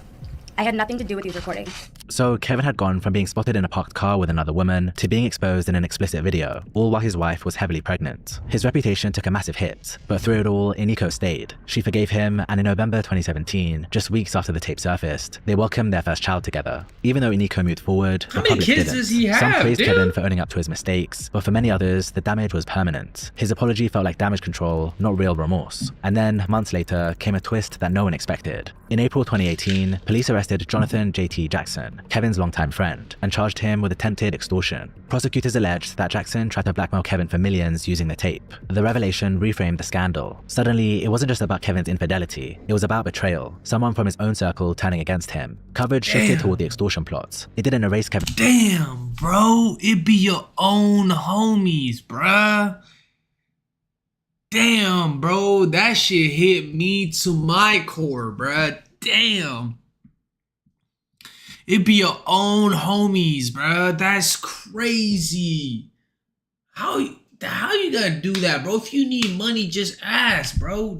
You don't gotta do none of this crazy shit. That's crazy, bro. Choices, but it complicated the narrative, casting him not only as someone who cheated, but also as a victim. Some began to see him less as a cheater and more as a target. But even that sympathy didn't last long, because later that year, Kevin was back in the headlines, this time for a whole new controversy. In December 2018, the Academy of Motion Picture Arts and Sciences announced that Kevin Hart would host the 2019 Oscars. On Instagram, Kevin called it the opportunity of a lifetime. He was emotional, excited, and proud. But within days, all tweets of his began resurfacing. Some dated back almost a decade, and many contained homophobic jokes and slurs. One from 2011 read, "If my son comes home and tries to play with my daughter's dollhouse, I'm going to break it over his head and say in my voice, stop that." Another from 2010 described someone's profile picture as a billboard for AIDS, and one from 2009 used a slur, calling someone a fat. What some had once brushed off as edgy comedy was now being seen very differently. The tone of those jokes wasn't just offensive, it reinforced harmful stereotypes and sent the message that being gay was wrong. That's crazy, bro. People really be pulling shit from 10 years ago, bro. That's crazy. So some of the shit that you do is edgy and funny. When you make it, why do people look at it a different light, bro? That's so weird, bro. Well, sometimes you just gotta do shit just for the art of it. You want to try something new. You want to be the fucking edgelord, the rage baiter, a full-on masturbator, you know? Like, I rage bait people in real life, bro, and people think I'm a dickhead for that. But look, I'm fucking with you, bro. Why are you taking shit serious? Like, it's crazy, bro. People genuinely don't, I don't know, bro. I feel like people genuinely don't understand, like, the art form. They don't understand comedy. Like, everything is so serious, bro. Someone with Kevin's platform, that kind of message mattered. Soon, calls grew for him to step down as host. At first, Kevin refused to apologize. In a video he posted, he said the tweets were from years ago, that he'd already addressed them and that he'd moved on. Guys, I'm almost 40 years old. If you don't believe that people change, grow, evolve as they get older, I don't know what to tell you. Later that day, he released another video where he announced that the Academy had asked him to apologize or quit. I just got a call from the Academy, and that call basically said, Kevin, apologize for your tweets of old, or we're going to have to move on and find another host. Talking about the tweets from 2009, 2010. chose to pass. I passed on the apology. At first, Kevin stood firm, insisting that he'd grown since those tweets and didn't owe anyone a fresh apology, but that stance only fueled the backlash. By the following morning, under mounting pressure, Kevin took to Twitter to announce he'd be stepping down as host and issued a direct apology to the LGBTQ community. A few weeks later, Kevin appeared on the Ellen DeGeneres show. Ellen, one of the most prominent openly gay celebrities in Hollywood, defended him and revealed she'd even called the Academy, asking them to take him back. I called the Academy today because I really want you to host the Oscars. So I called them.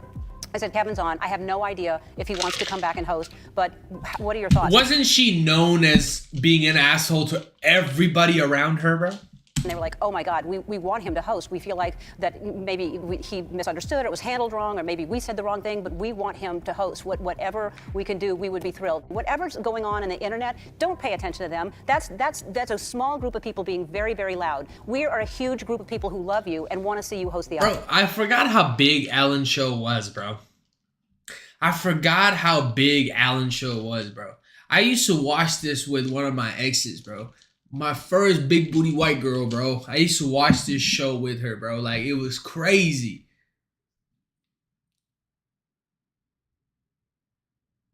This show disappeared after, like, she got called an asshole, you know? For a moment, it seemed like there was a chance he might come back, but the interview sparked a new wave of backlash. Many felt Ellen had minimized the concerns of the LGBTQ community and given Kevin cover to avoid real accountability. Instead of repairing his image, the appearance reignited the controversy, and 5 days later on Good Morning America, Kevin put the issue to bed. You apologized, you said you were sorry, but there are a lot of people who've taken an issue to the way that you've apologized. So what do you say to that? Bro, that's the thing. You can apologize, yet motherfuckers don't want to accept that apology. How about you take this dick and spin on it and give it a good old suck? The fuck are you talking about, bro? If you apologizing, they mad. That's the thing, bro. In comedy, I feel like if you just can't apologize, bro. Because then motherfuckers will take that shit as serious. Like, for me, I do straight satire. My comedy is straight satire and next level like next level fucking sarcasm. Like, motherfuckers think I'm dead ass serious, but bro, half the time I'm fucking around and I'm making jokes. Why are you taking this shit so serious? It ain't that serious. Why so serious? See, I'm done with it. It gives no more energy for me. There's no more conversation about it. I'm literally over that. I'm over the moment, and I'm about today. Is there a hope that you would host the Oscars this year? No. So that's an absolute no. Yes, I'm not hosting the Oscars this year. The Academy moved forward without him, and for the first time in 30 years, the Oscars went hostless. After stepping down from the Oscars, Kevin tried to turn a page. In April 2019, he released his 6th stand-up special on Netflix, Irresponsible. It was positioned as a reset, his chance to remind audiences why they loved him in the first place, and commercially, it landed. But critically, the response was muted. Reviews described bro, no the set matter as what you predictable. do, bro, you can never fucking get the critics, bro. It's like it's their job to fucking be dickheads. I feel like no matter what you do, sometimes the critics just want to criticize. Like, literally, that's the fucking word, critics. And I feel like it kind of is the same as when people say, bro, if there's no crime in the world, if there's like no, crime being committed, what do the cops do? What do the cops do if there's no crime? They'll still make something a crime. You fucking talking too much is a crime now. I feel like that's the same thing with this shit, bro. He just apologized once, and now fucking all of the shit that he does 10 years ago is a problem. And bro, I guess with him wanting to be on, all the big channels, all the big places, he wants to host all the good fucking, shows. He has to, appease the how would you say, the gatekeepers. It's hard. Like, cause bro, like, I understand his position, but also, bro, they like snipping your balls and making you less of a man. Like, and then they throw you into a dress. Safe and repetitive. Instead of breaking new ground, Kevin leaned heavily on familiar material about family life, infidelity, and domestic squabbles. Even one of his big centerpiece bits about hiding a gun in different rooms of his house fell flat because of how often he repeated the same punchline. For the first time in years, the narrative around Kevin Hart's comedy shifted. He wasn't the unstoppable underdog anymore. He was a global superstar, but one who critics said might be running out of fresh things to say. Then everything took a I feel like I've noticed that a lot like about the bigger comedians. I feel like, bro, comedy's supposed to be like, like you living your day to day and you make it funny, but bro, when you're such a big superstar, like Kevin is a superstar, bro. He's no longer just an average comedian anymore. Even the fucking average comedians, like, can still do new shit because they can be out in public. But bro, Kevin walks around anywhere. Jumanji is not Jumanji. Whatever. What's the fucking?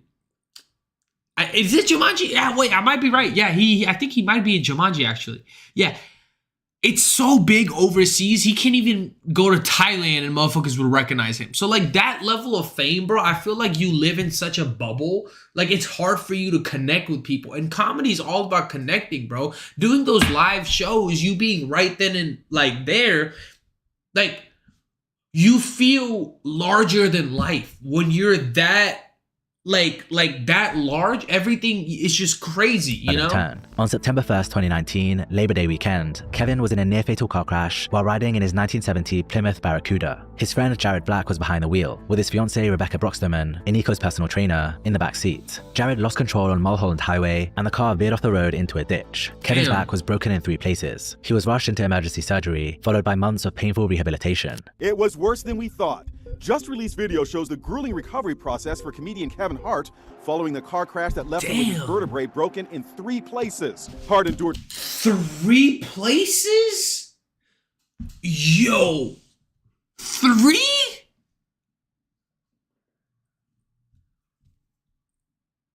He lucky he walking, bro. painful back surgery to fuse his spine. The video shows the scar on his back and the rehab he's undergoing to recover. There are patients who have x-rays like him who are in a wheelchair for the rest of their lives. Hart continues to wear a back brace. To help give some added stability to the spine, he has 8 screws in his spine. He has rods. He underwent major surgery. For once, Hart was forced to step away from the grind, and when he re-emerged, there was genuine sympathy. People saw a more vulnerable side of him, and it was a reminder that no matter who you are, everything can be taken away from you in a second. But after my accident, I see things differently.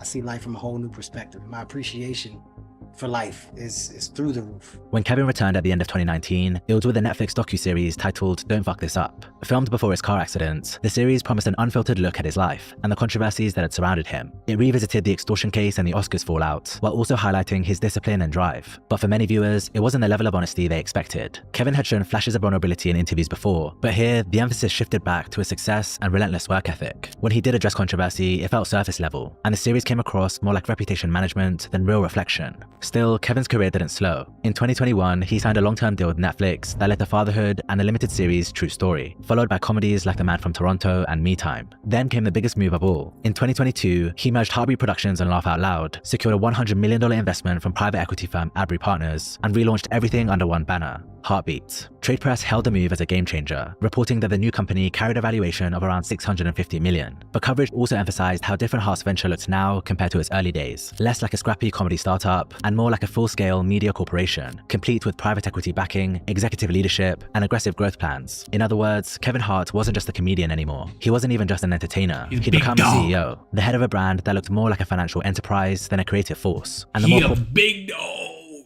I mean, you see him on Kai Cenat's live streams and shit. So this is crazy, bro. Like, he's a CEO, a big dog.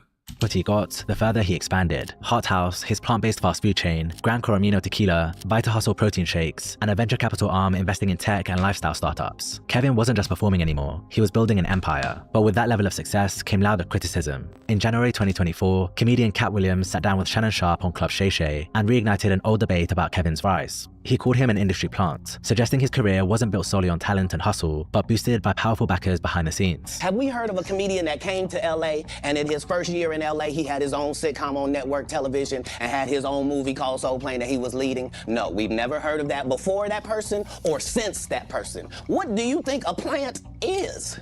Maybe people don't understand the definitions of these words. Kevin moved to LA around 2000. By 2001, he had a network role on Undeclared, and just 3 years later— How about you Let me go ahead and get me some industry help. Let me get an industry plant allegation. I'm trying to be that comedian. I'm trying to be the up and coming star, you know? He was cast as the lead in Soul Plane. That kind of rapid rise is almost unheard of. Most comedians spend a decade or more grinding before they see anything close to that. Brother, I'm fucking 3 years into comedy. Not made a dime or dollar off this shit. I've been sinking money left and right, going to fucking shows an hour and a half away to drop 5 minutes of straight art and drive right back home. Raised the question of how much help he might have had. Later in the interview, Kat took it further, accusing Kevin of becoming a gatekeeper, the kind of figure who decides which comedians get to rise and which ones don't. He pointed to Kevin's support of comedian and actress Tiffany Bro, this was like Haddish this was such a big interview, bro. This was what, the opening of 2024? This was such a big interview, bro. Example. They tell you that there's no gatekeepers, but we keep seeing the same people open the gate. Didn't Kevin open the gate and let Tiffany in? Ain't he now opening it up for... Don't such and such open the gate? What do you mean ain't no gatekeepers? Kevin had famously lent Tiffany $300 when she was homeless, and years later, he helped her secure a breakout role in night school alongside him. To many, that looks like loyalty and generosity, but Kat's point was that this is exactly what gatekeeping looks like. Once Kevin reached the top, he began pulling the strings on who gets access, and while Tiffany's story shows Kevin opening doors, fellow comedian and actress Monique's shows the opposite. She says Kevin promised to executive produce and help relaunch The Monique Show, which had been cancelled after 2 seasons in 2011. The project was already moving with Endemol, and with Kevin attached, it finally seemed real. But just 2 weeks later, he bailed. I didn't ask Kevin Hart to do anything. He said, I'll executive produce, I'll partner with you. I said, good shit, Kevin, because we're in a deal with Endemol. And we're trying to get our talk show back. Mo, whatever it is, I got you. Now, Kevin Hart is one of the biggest entertainers right now in the world, right? And was then. We got off the phone with Kevin Hart. We called Endemol immediately and said, Kevin Hart said, whatever we want to do, he got us. He's going to partner, executive produce. They was like, oh, this is incredible, because when you put Kevin Hart's name on it, you already know what it is. Correct. 2 weeks go by. We get a call from Endemol. Endemol says, we just got a call from Kevin Hart's manager, Dave Becky. And Dave Becky said, Kevin doesn't want anything to do with Monique.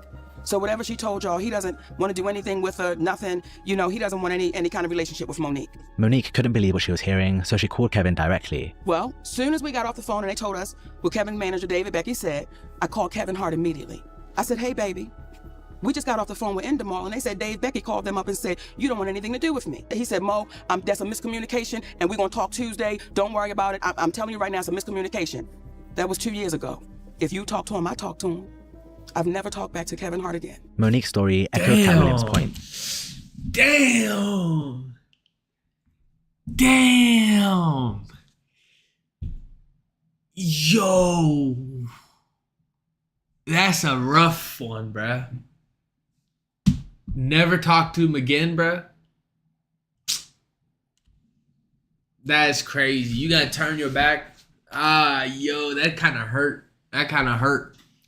That Kevin, now at the top, had become a gatekeeper. When Kevin was asked about that label in an interview, he brushed it off, acting like he didn't even understand what the word meant. Who are the gatekeepers? Who are you actually speaking of when you refer to the gatekeepers?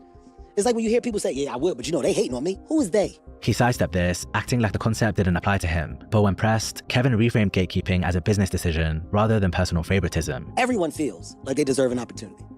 Everyone feels like they have the thing that it takes to be a star, and you're supposed to. You're supposed to feel that way. Let me tell you, in the open mic community, if you don't have delusion, you will not make it. You have to have the ultimate delusion that you're gonna make it. Otherwise, you might just off yourself within the first 2-3 weeks, because you're gonna be like 35th on this fucking list, and you're gonna be doing open mic for 2 people. You know, I did that last week. Drove an hour and a half. Hour and a half. I didn't even get full 5 minutes. I got 3. 3 minutes and I think 20 seconds. In front of 2 people. 2 fucking people. You know, I gave it my all. And then, you know, drove an hour and a half back. And I was like, you know what? I should, you know, just jump out my balcony, eyes open, head first. You know? But when it comes to me investing my money that is servicing this machine and the jobs in it, my investment... Why she look so tall, bro? She looks like a fucking giant compared to him, bro.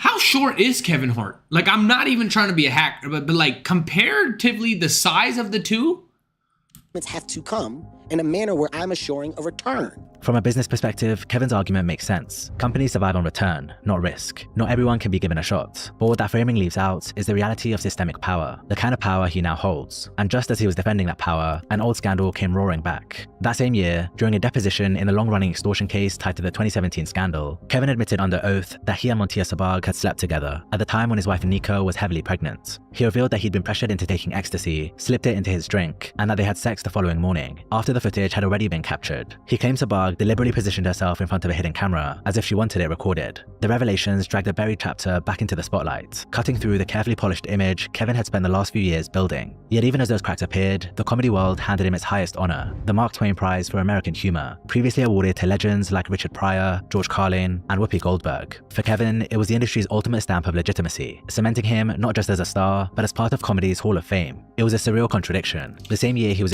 yo, let me get one of those, bro. Let me get Mark Twain. He was also bro. celebrated as one of comedy's greats. And that contradiction says a lot about Kevin's career, because the bigger he's gotten, the more he's changed. The scrappy underdog has become the mogul calling the shots. The raw comic who built a career on painful honesty has been replaced by something safer, more polished, more corporate. And maybe that's the real cost of success. Kevin Hart has built a platform few comedians could ever dream of, but in doing so, he might have become exactly what his critics accuse him of: a gatekeeper, a product of the machine, a corporation in sneakers. That kid from Philly who turned dysfunction into laughter may have lost the very thing that made audiences love him in the first place. W video, tell us more. Tell us more. Hit that subscribe button. Tell us more. Hey, look. Hey, W video chat. Look, I hope y'all enjoyed the fucking,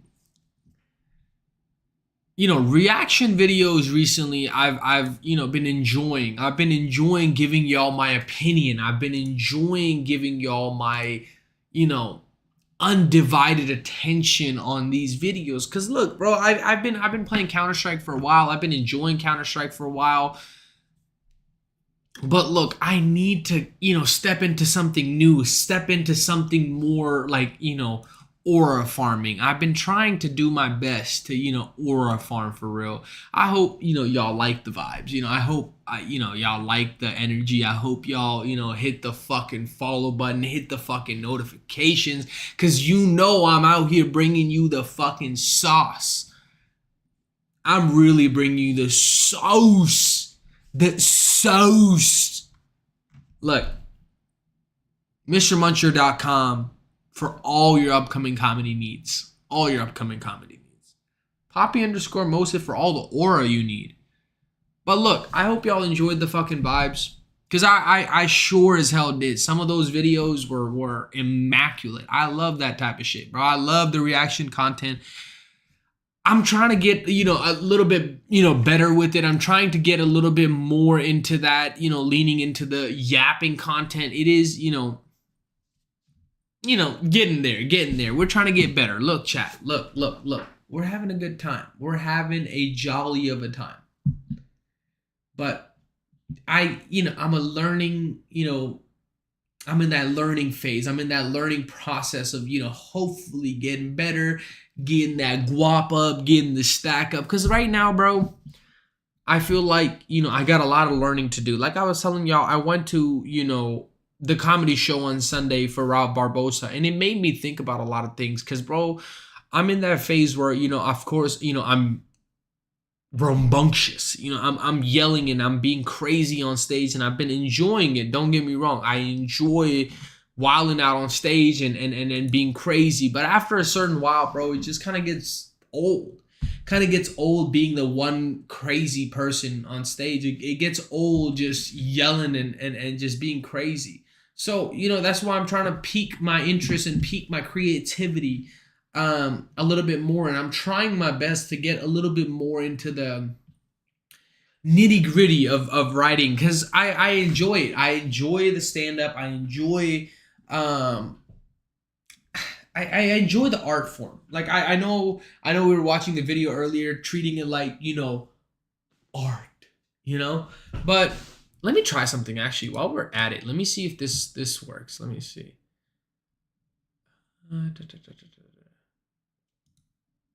Oh, wow, I look crooked as hell. What y'all think? I might have to keep. It looks a little weird. I look really crooked, don't I? I look really crooked. But at least, you know, that's straight. I don't know. I kind of like it. I kind of like it, but it is a little bit weird. I look hella crooked. Why do I look so crooked? How y'all like this? Chat, let me know, you know, W's in chat if y'all like this. Because I kind of vibe with it. I like the horizontal flip, but it makes me feel weird, bro. I feel like everything, I don't know, it just makes me uncomfortable. Hold on, let me. Yeah, this looks a little bit better. That made me really uncomfortable. It was crooked as hell. I'm gonna have to play around with that. Because I'm trying to make sure that thing is not, because that looks backwards, doesn't it? But like, this is like, you know, it feels real, because like if I point here, it's right there. But if I flip it around, hold on. I'm just like, it's, you know, we're just fucking off. Like, it just feels weird. It's like right there. Oh, whoa, that just feels weird, you know? It just doesn't, I don't know, something. Am I this damn ugly? Fuck. Dude, I didn't realize I was this ugly. Shit. Okay, I'm gonna just keep it like this. I like it like this. Because at least, you know, it looks like, you know, I don't know, I can point at stuff. Yeah, I look ugly as hell with that view. Damn, Chad, I didn't realize I was, you know, crooked. I didn't realize I was lopsided. Damn, I'm lopsided as hell. What the helly? But, you know, we're messing up, you know, messing around, fooling around, making, you know, late night vibes. It's fucking 12:19 a.m. Texas time. And, you know, my brain cells are already half asleep. We started the stream off a little bit on the chiller side. You know, we're kind of flipping it down to the chiller side. Because look, you know, once in a while, you got to slow your rhythm down. Once in a while, you got to just, you know, just breathe. Just enjoy the moment. Enjoy the vibes and kind of just, you know, just flow. Just move through life as calmly and as chill as you can. Because, bro, life will throw bullshit at you at all times. Life will throw bullshit when you feel invincible. God will humble you whenever you need it most, right? There are some times I get for sure humbled when I think I'm like the top of the world. You know, when I'm like fucking killing on stage the next day, I'm like getting written up at work. You know, God will humble you when you need it most. So the best you can do is just learn from it. The best you can do is pray to God and ask for your blessings. Like ask for God's blessings. Like that's all you can do. Keep your head up. Keep your head up. Keep moving forward. Keep doing what you gotta do. Because look, nobody's gonna love you like you love you. Nobody's gonna take care of you like you take care of you. So until next time, take care of yourself and stay blessed.